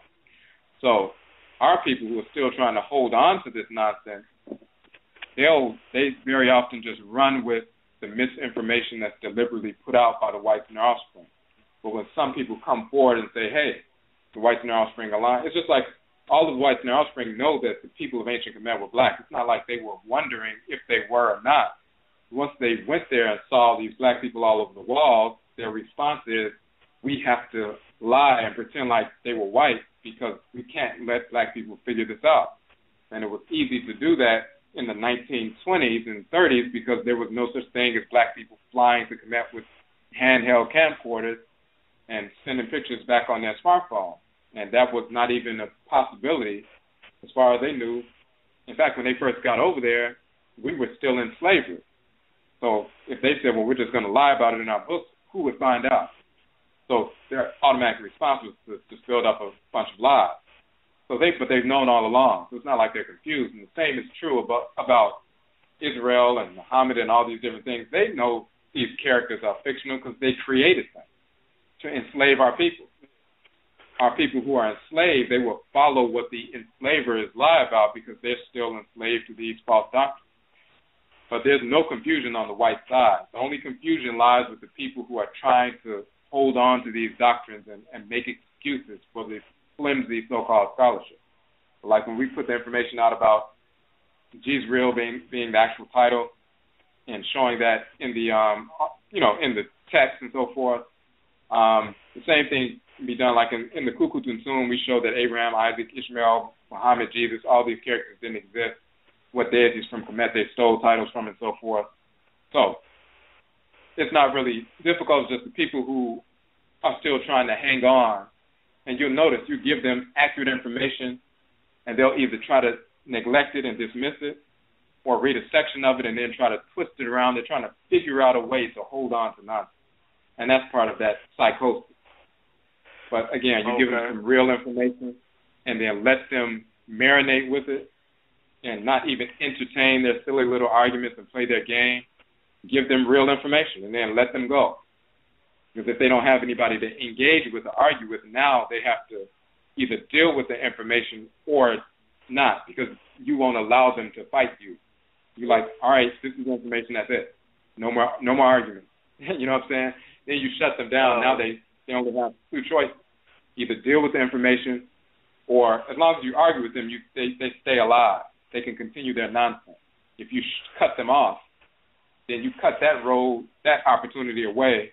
Now the only option they have left is to actually delve into some real information. Okay, thank you, brother. Okay, may I say for the call, we appreciate it. Peace. Okay, so it is 11:57, and Blog Talk very often will cut off like right around 11:58 or 59 or something like that. So if you had a question, I see we have some callers on the phone line we didn't get a chance to get to, so just email us with your question. Tomorrow's show, we already put the promo out for that. We're going to still be in the Okraa book, because when we're talking about eradicating dissexuality, homosexuality, rooted in ancestral religion. Through ancestral religion, you can eradicate dissexuality, homosexuality. Of course, the whites in our offspring don't want us to know that.